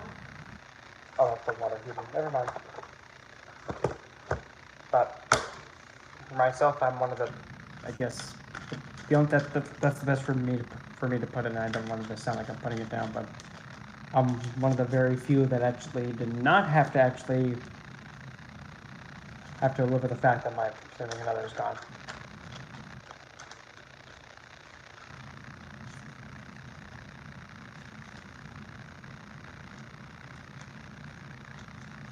This one is the Heaven and Earth, or yeah, Heaven and Earth Tarot. Even though I like to call this one the Heaven or Hell Tarot. But for me, I'm one of those few that's lucky. That's the only way that I could best describe it. I'm one of the very few that's lucky enough to say that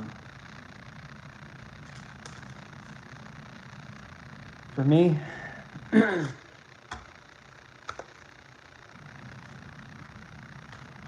I thought my significant other did pass away because of overdosing. But I come to find out that somebody played a sick joke. And it turned out not to be true. Thank God. And I even almost took my own life because of it too, but in a way I can somewhat understand how devastating that it could be, but for me, at least from what I experienced, is that devastation actually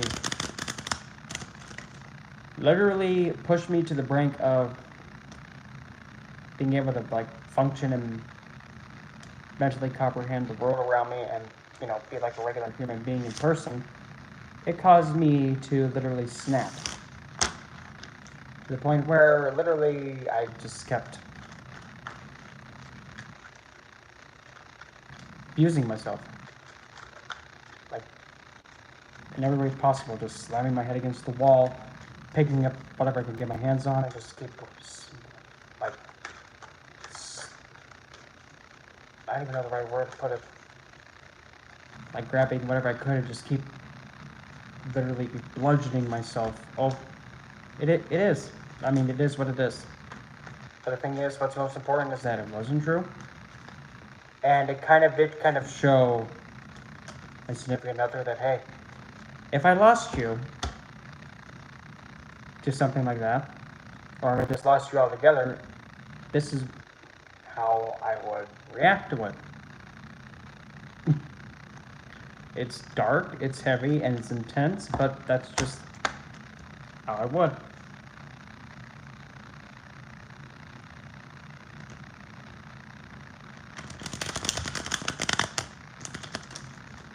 So in a way, it was like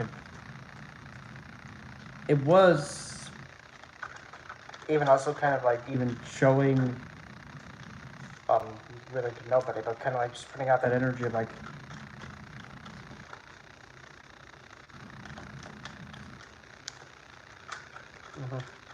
yep.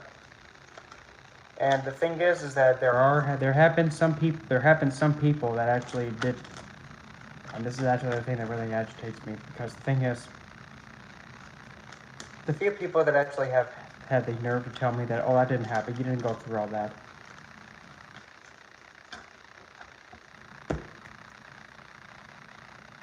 Like if somebody actually did, like if somebody again was actually say like, oh, you haven't gone through that and all that, but because I mean it's happened a few times, but I actually had my grandmother and my biological mother on the phone, because my grandmother was actually there next to me while still trying to process everything that was said in that text message, and I was just, yeah, staring at the floor, still just trying to take it in and figure out how my mother's talking on my grandmother's phone, my grandmother's next to me, and just saying everything. Just kept looking at the floor, and I didn't say anything because I'm still processing it all. And I take a long time to process stuff. And then my grandmother decides that she had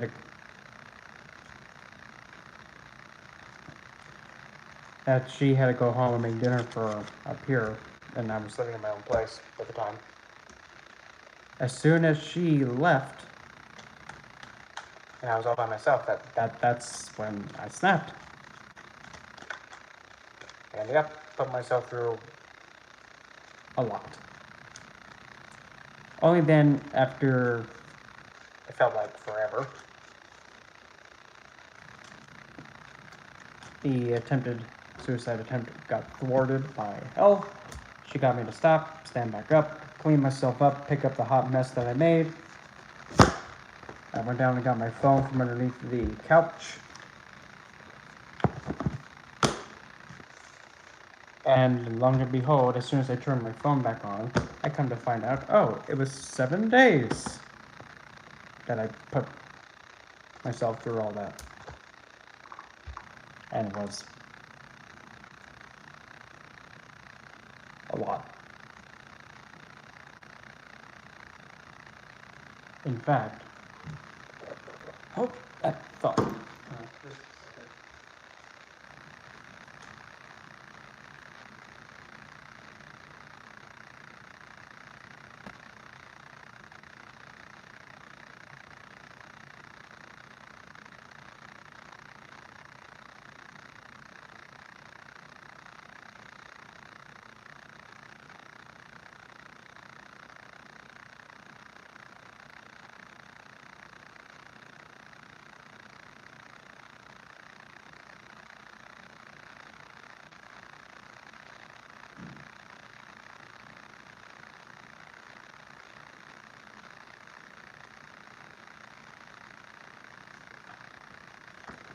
I actually have it written.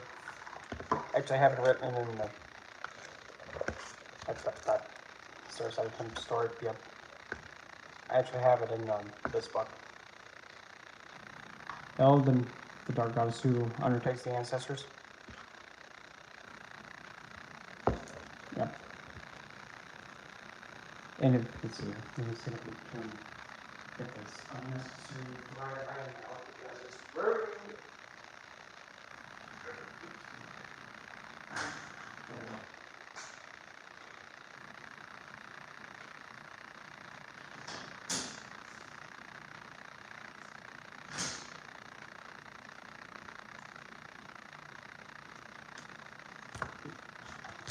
But yeah.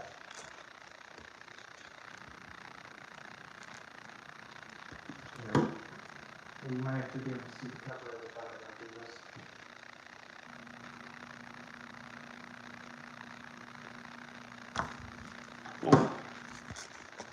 But yeah.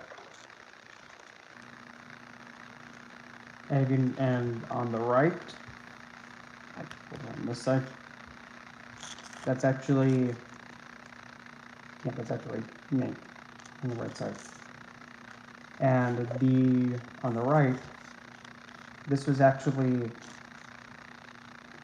a picture of myself that I took after putting myself through everything that I put myself through. And yeah, it was pretty intense. Pretty intense.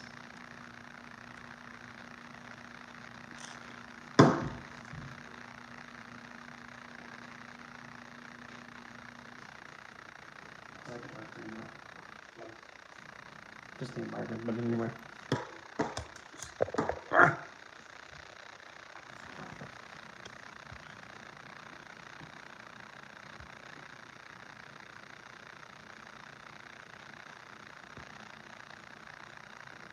Yeah. And I mean, I've had people even say that too, at the going through all that. Like, oh, boo-hoo, whatever, get over it, you're just saying it for attention. Then, I mean, I just turn around to say, okay. To people like that, I mean, I just say, okay, I'll just keep that in mind. And then when something tragic happens to them, I mean, I'm just brutal, just like, oh, what happened? Oh, stop being a little bitch. Stop whining. Get up. I just lose all sympathy for people like that. Yeah, I get cold throat, like completely cold and cutthroat with it, like, oh, what happened? Well, stop being a little bitch, just get up. Just stop whining, get up. Well, you don't understand, and I don't care, get up. As, you know, cruel and mean and dark as that sound, I don't know what else to say, but that's how I go towards people like that. And I come to realize there's a lot of people in this world that get that, and I don't like that. Because I feel like I'm out of my element when I do that. I don't feel like I'm like my natural self when I do that. I don't feel like that at all.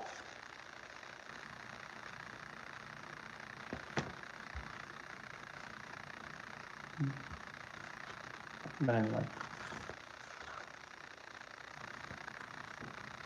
And even to like when people are just even acting like that too, saying like, oh, get over it or whatever. And the thing is that to be a little bit plain.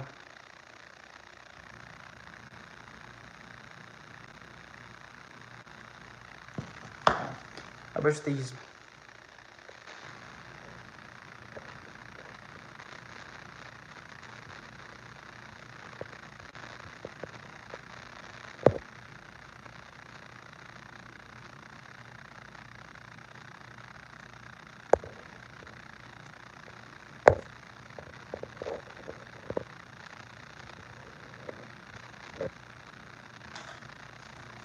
Well, it's, to be completely honest for me, whenever I hear something like that, like how when people, it's like, do people, it's Like, do people honestly, nowadays, do they not understand how to react or respond to somebody going through trauma or experiencing something that's intense? Do they not know how to respond to it?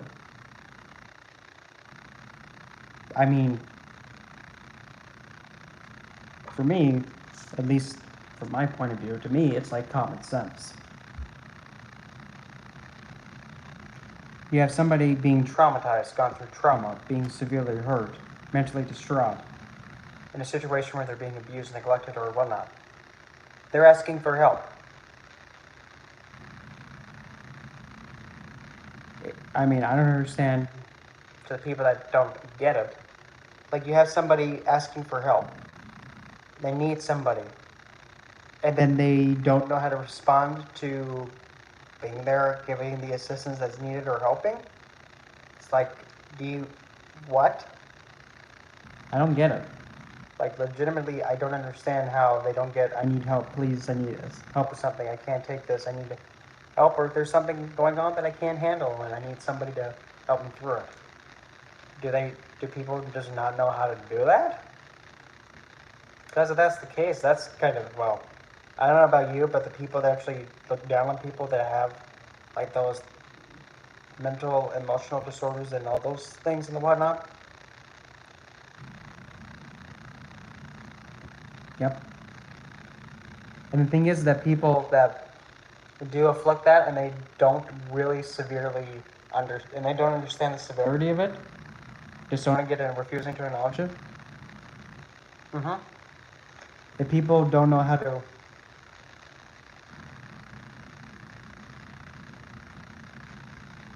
Mm-hmm. Yep. And like I said, From my experience, if someone is able to be able to understand that somebody is going through a lot and they need help, and they're able to understand that help means help. Yeah, and disown of it. Think like, oh, that's not happening, or even justify it too. That's another one. Like my personal favorite. Like how when somebody takes a Stand against somebody, mistreating them, and then somebody who's like enabling them comes all in like, well, hold on, let me get this back in my ear. Well, you don't understand how much they've done for you. Well, here's the thing. When you have somebody, how do I put this nicely? If you have somebody who is destroying and mentally abusing you, yelling at you for no reason, taking the stuff that you bought with your own money and throwing it in the trash, which is, let's say destruction of property. Mm-hmm. And the thing is that somebody's using the excuse like, they've done so much for you. Okay, but they take the property that I bought with my own money and throw it in the trash. The money I worked for to buy that. They take my property, throw it in the trash, and now you're saying, because that's what it was. Taking my own property and throwing it in the trash and then telling me, well, they've done so much for you. Yeah. They've done so much for me, but yet they take the property that I bought with my own money and worked hard for that money and throw it in the trash. And stuff totaling about, well, one of them was actually one of my gaming keyboards that I don't have anymore because it was thrown in the trash and destroyed. Because of this hissy-fitting person. And that gaming keyboard cost $90. And that was on clearance. $90 just thrown in the trash. And that was a long time ago. I have two more now, but still. $90. Thrown away in the trash. Because of a hissy fit. A hissy fit because something is I think it was, let's see if I can remember. Oh, because there was stuff on the floor.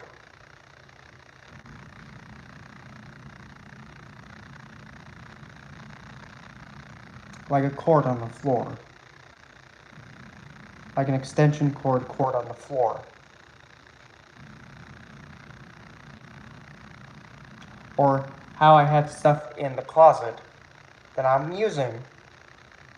It wasn't picture perfect, flawless, everything just stacked perfectly in perfection.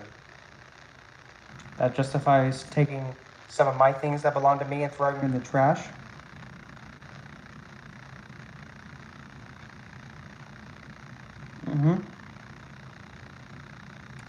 $90 thrown in the trash, and I'm told, well, they've done so much for you.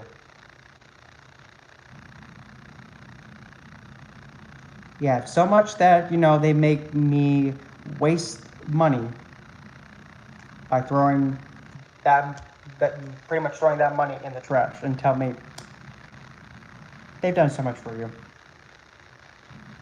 Well, here's the thing. And now this is something that really can't be argued against, because this is the point blank truth. You can give somebody, the best physical living environment, meaning a roof over the head, being fed, a room of their own,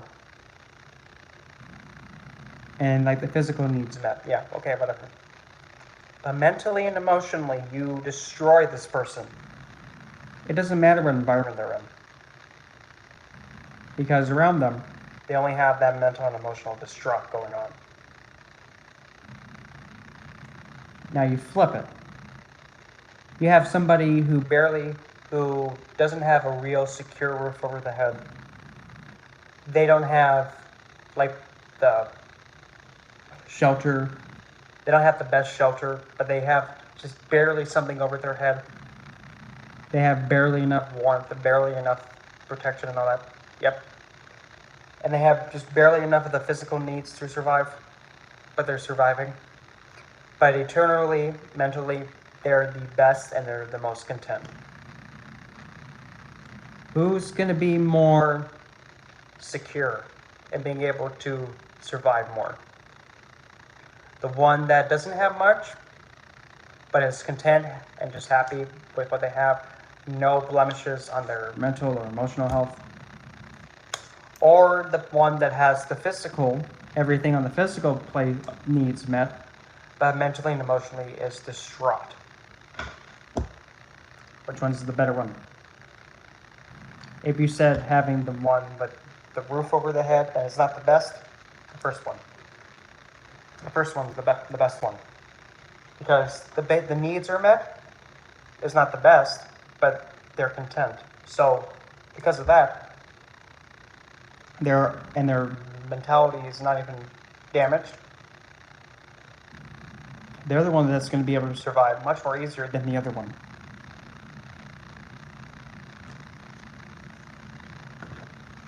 And that's just the truth. Because if somebody is mentally and emotionally distraught or crippled, it's going to cripple them for a long time, and maybe even for the rest of their life.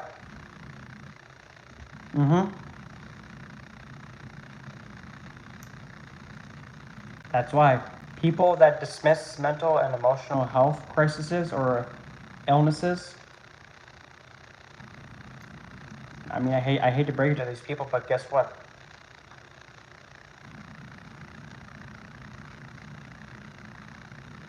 Oh yeah, that hasn't happened again.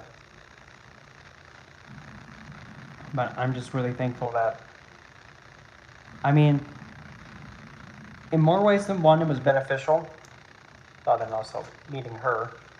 But it's also another story to show how suicide altogether is always in vain one. If you end it, well, at least from my story,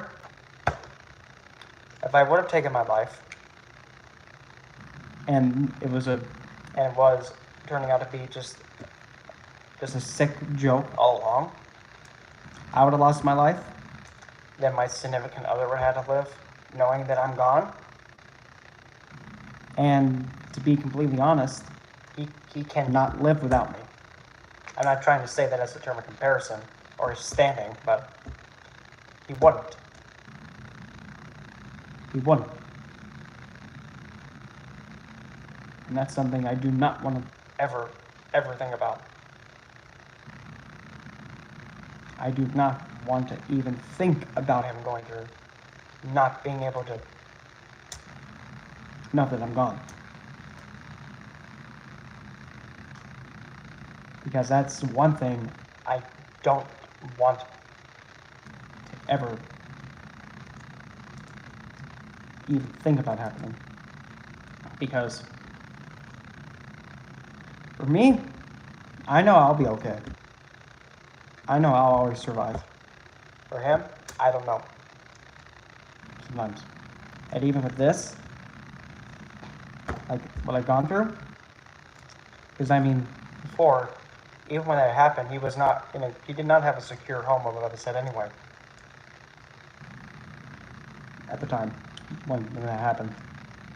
So as soon as It turned out to be a hoax, and then he was able to get a hold of me and say that he was okay because I didn't speak to him for a while. yeah. If anything, that Circumstance actually made me become even more, like, the best put it, more, like, gripped. more gripped.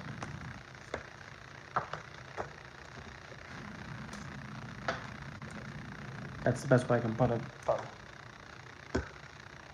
Because when it comes to like anything surrounding him or involving him, I take no jokes and I take no chances with it now. And I haven't.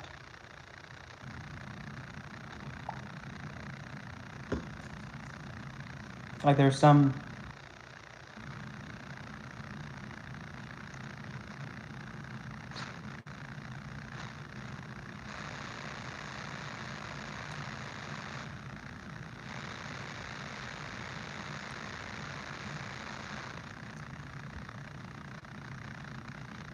okay, that was weird. Because while I was talking, one of the Amazon things just started to light up when I was Talking like it was listening to me. Alexa, were you just listening? Listening to me right now?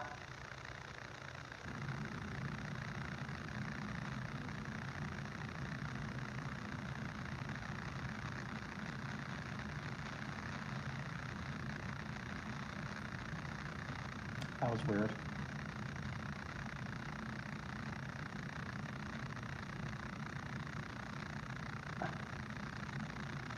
I'm just gonna. Something's fishy. Alexa, Were you listening? listening to what I was saying?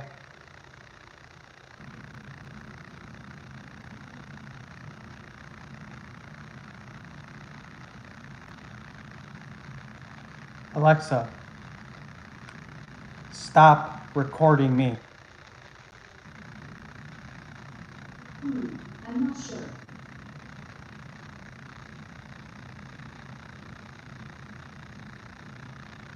Now that's freaky because The one over here, that way. turned on, listening. The one back there, In the grandparents' room was listening. Then the one over here just spoke. but yeah, like,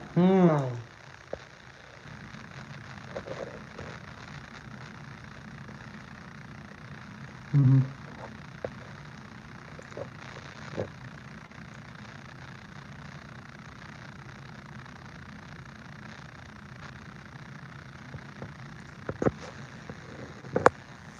And well,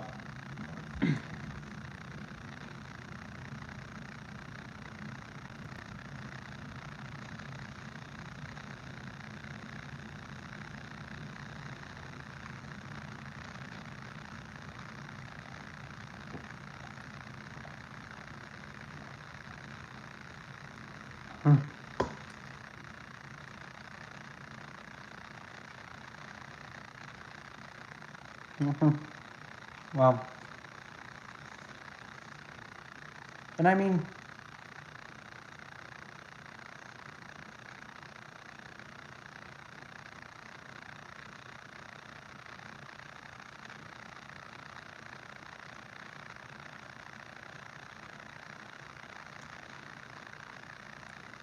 that's why, like, with the whole, how do I put this? Like the saying that if you love something,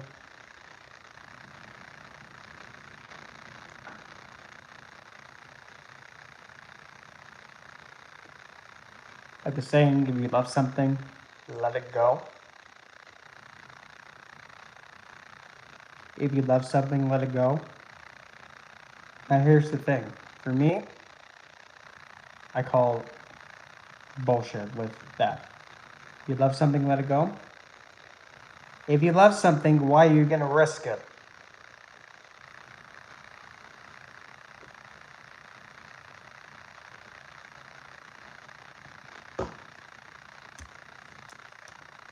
Because if you love something, You wouldn't risk letting go of something that you love and cherish.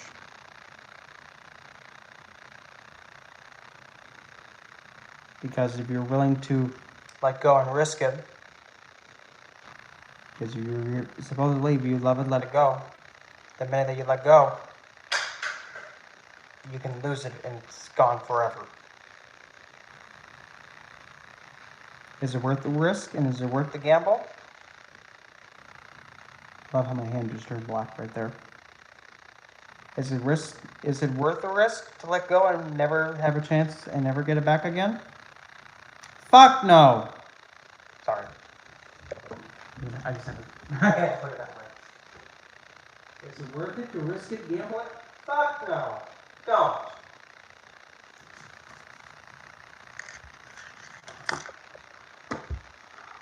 Has you ever came up with that idea?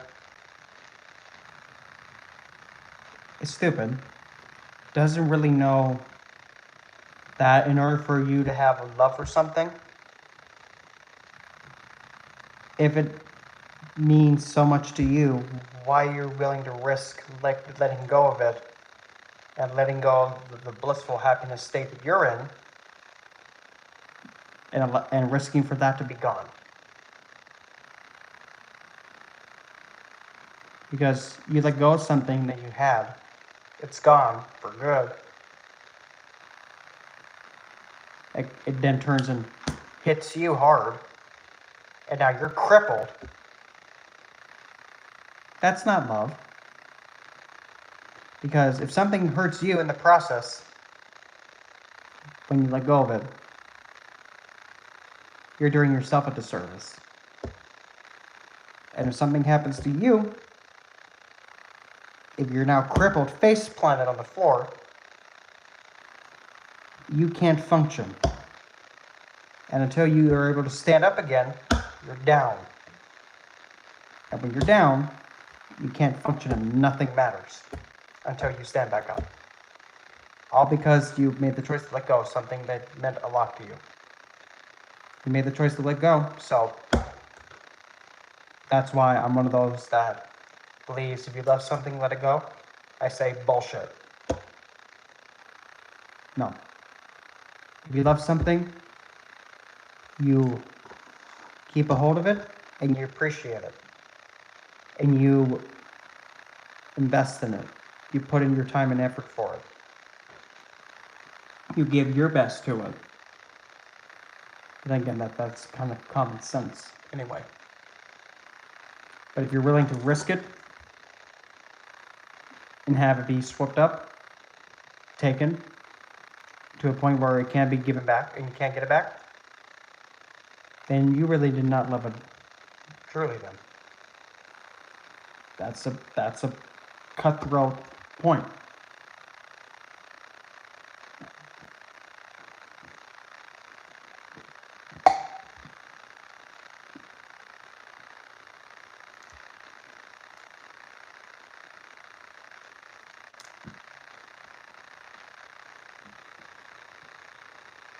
And it's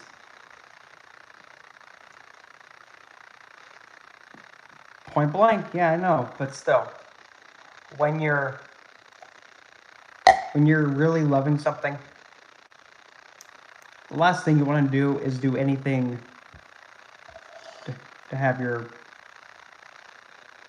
cherished be gone. Something happened to it. you let go, then someone else takes it and appreciates it far better than you did.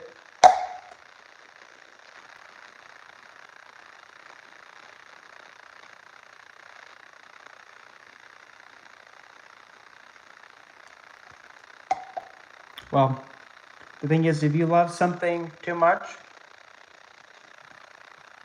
be honest. If you love something too much, and if it's, so overwhelming, well, the way I put it is this. When you love someone or something to such a degree that it's intense, somebody who's elevated and understands, and can see it, okay, this person, knows how to cherish something. they understand how to appreciate Something. They understand how important and vital it is to invest your 100%. They understand that They know how to give the best. all the way. They know how to Stick. They know how to commit. They know how to give their best every single time. And if you have someone like that, you hold on to that. For me, that's not a problem. That's An Excel. Because nowadays in the world, people really don't try that hard. People don't even last that long. And that's like I saw you.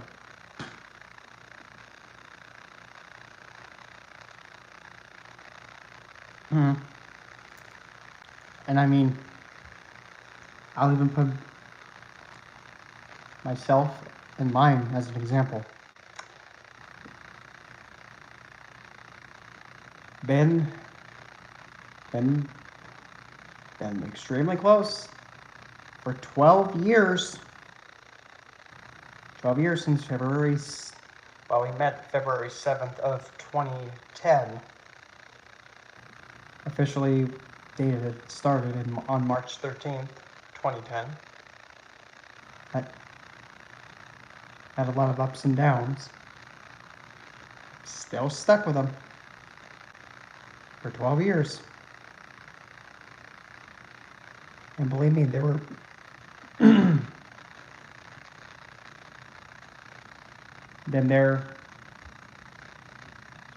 there were a lot of things that clearly Anybody logical and with deductive reasoning would have just dropped them. They would have just dropped them. That nope, done. everything from having challenges Just with addiction, making a choice that cannot go back. Alrighty, bye, Angela. Yep, making a choice that was done that cannot be taken back. That's as far as I'm going with it. But describing it. there's that one. Constantly Allowing another party to blind you, and then going with them, turning out to completely destroy or attempt to destroy a connection for no reason except envy.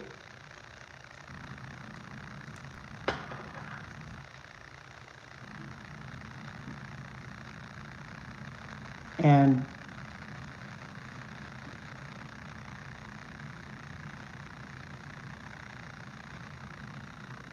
even though, at least from my perspective,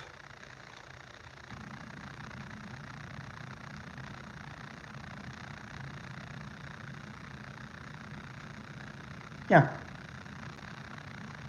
that makes sense, Caleb. But when you have somebody make choices that Oh, and even also, almost being to the point where they were almost being kidnapped, potentially almost put into human trafficking. That's intense.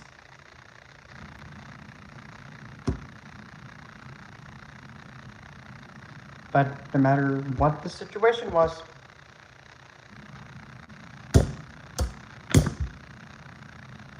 took a stake, stuck myself.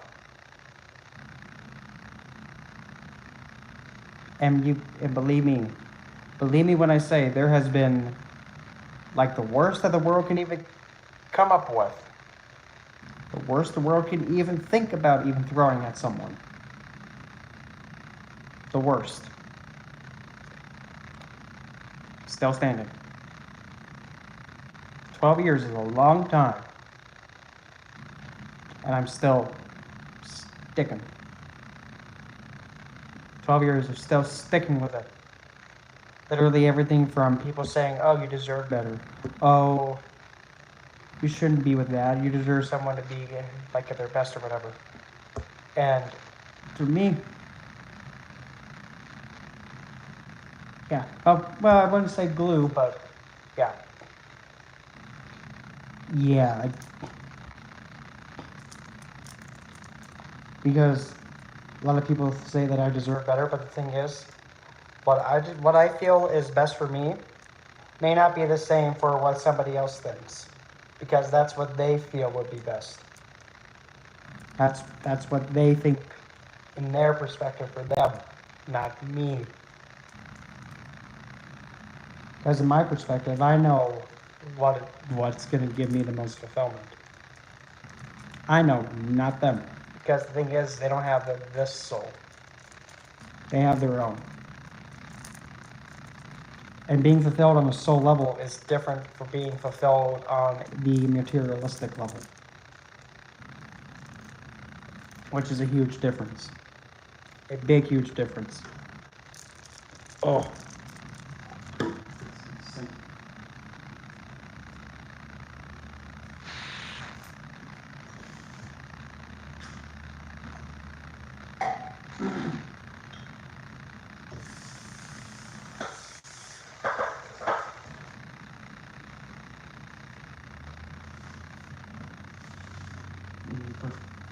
Pile of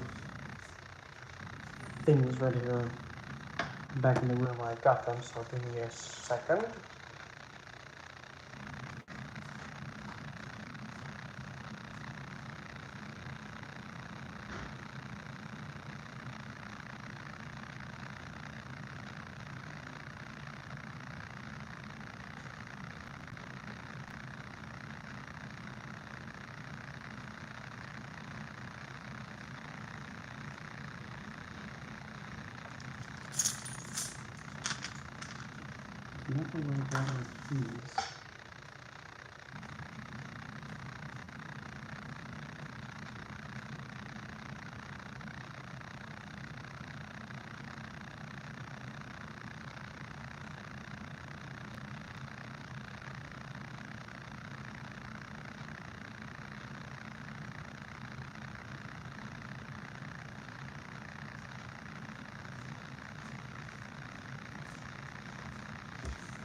Oh.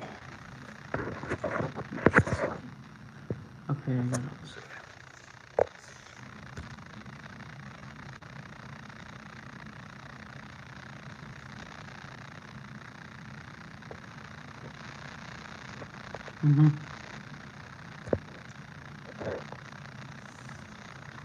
Well, I will say though, Before I end this live stream, because I'm wanting to take like a little rejuvenation nap, because I tend to have those. I tend to take those a lot when I kind of socialize with people, because I do need to have a moment to be like, take a moment to recharge. But ever since like, I have to say pre-first grade, kindergarten around there, for some reason I always had this thought of like, I don't know why I need to find somebody. but whoever they are, I Just gotta find them. So, I'm having that thought stuck in my head. Like, I don't know who I need to find. but I know I need to know I need to find someone. Shut up, Zeus. But anyway, usually when Usually when a dog barks, that's a confirmation to be like, hey, Listen, this is accurate. Long and behold, on February 2nd, 2010. for some reason, don't Just hit me in the head that said, you know what? Just look up at the sky outside of the the spa. Which, the spa. was out there. Just look up at Just look up at the sky and then just go from there. I'm like, okay.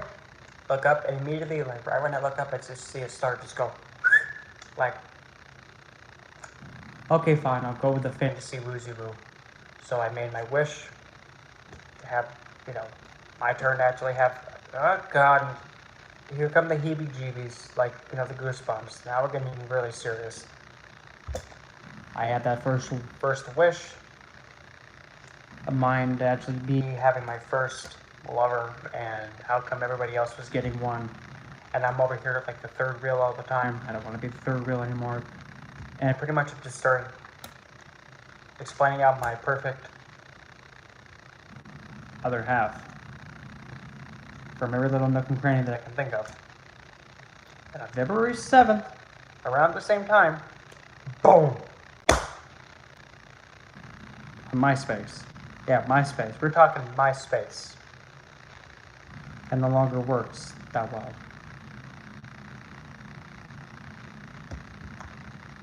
I get a friend request. One friend request. And I even remember it.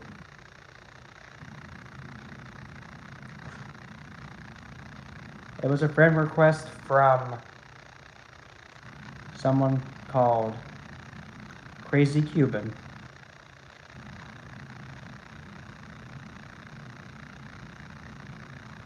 I accepted it. And the minute that I saw this profile picture, him thinking, how come I know you but I don't know you. How come I don't know how I I know you, but I don't. Why do I know you? But I never met him before. So I sent the first message Saying, nice to meet you. and it just all went from there. It just went from there.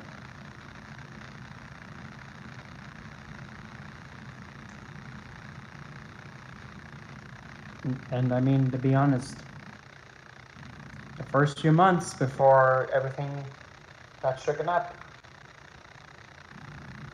to this day, I have yet to say that there has never been a more happy time of my life. till then. There was not, and Has not been.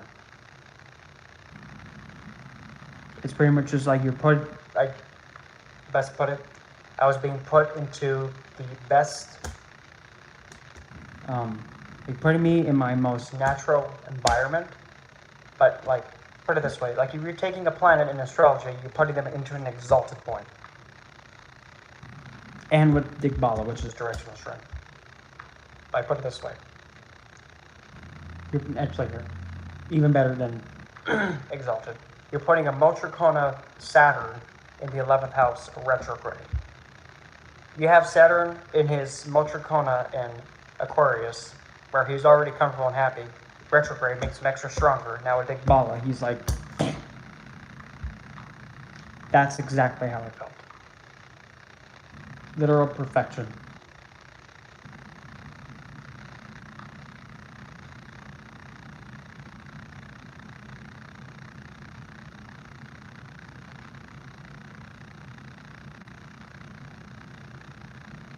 So much perfection that literally, if there was any way that I could have anything like how it was between us then, happen again, I would do whatever had to be done.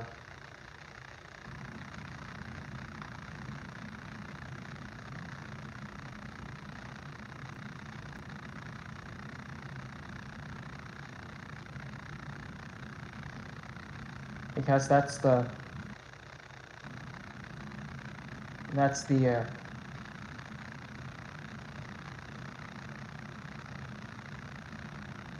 that's the better half of myself that I knew. And that was the best I've known him to be. But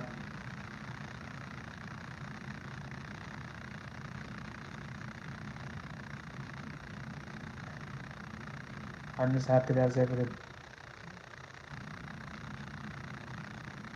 see him like that.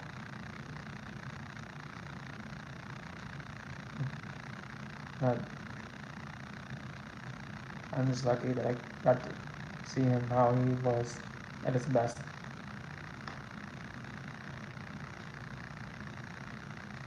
And even though he may never be that way again, it really doesn't matter because it's still him. Whether people like it or not, it's still him. It's still him. The only thing that's different is just how he carries. It's just how he responds and carries himself. But it's still him.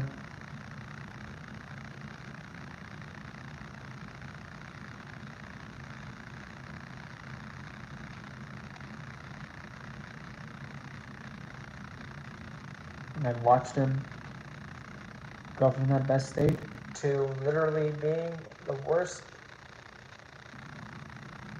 and completely helpless.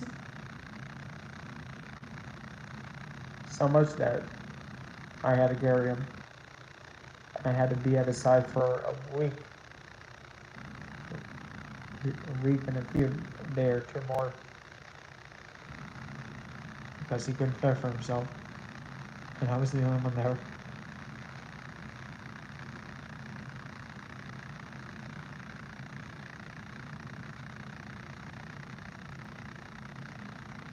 I've seen him go through the best and the worst.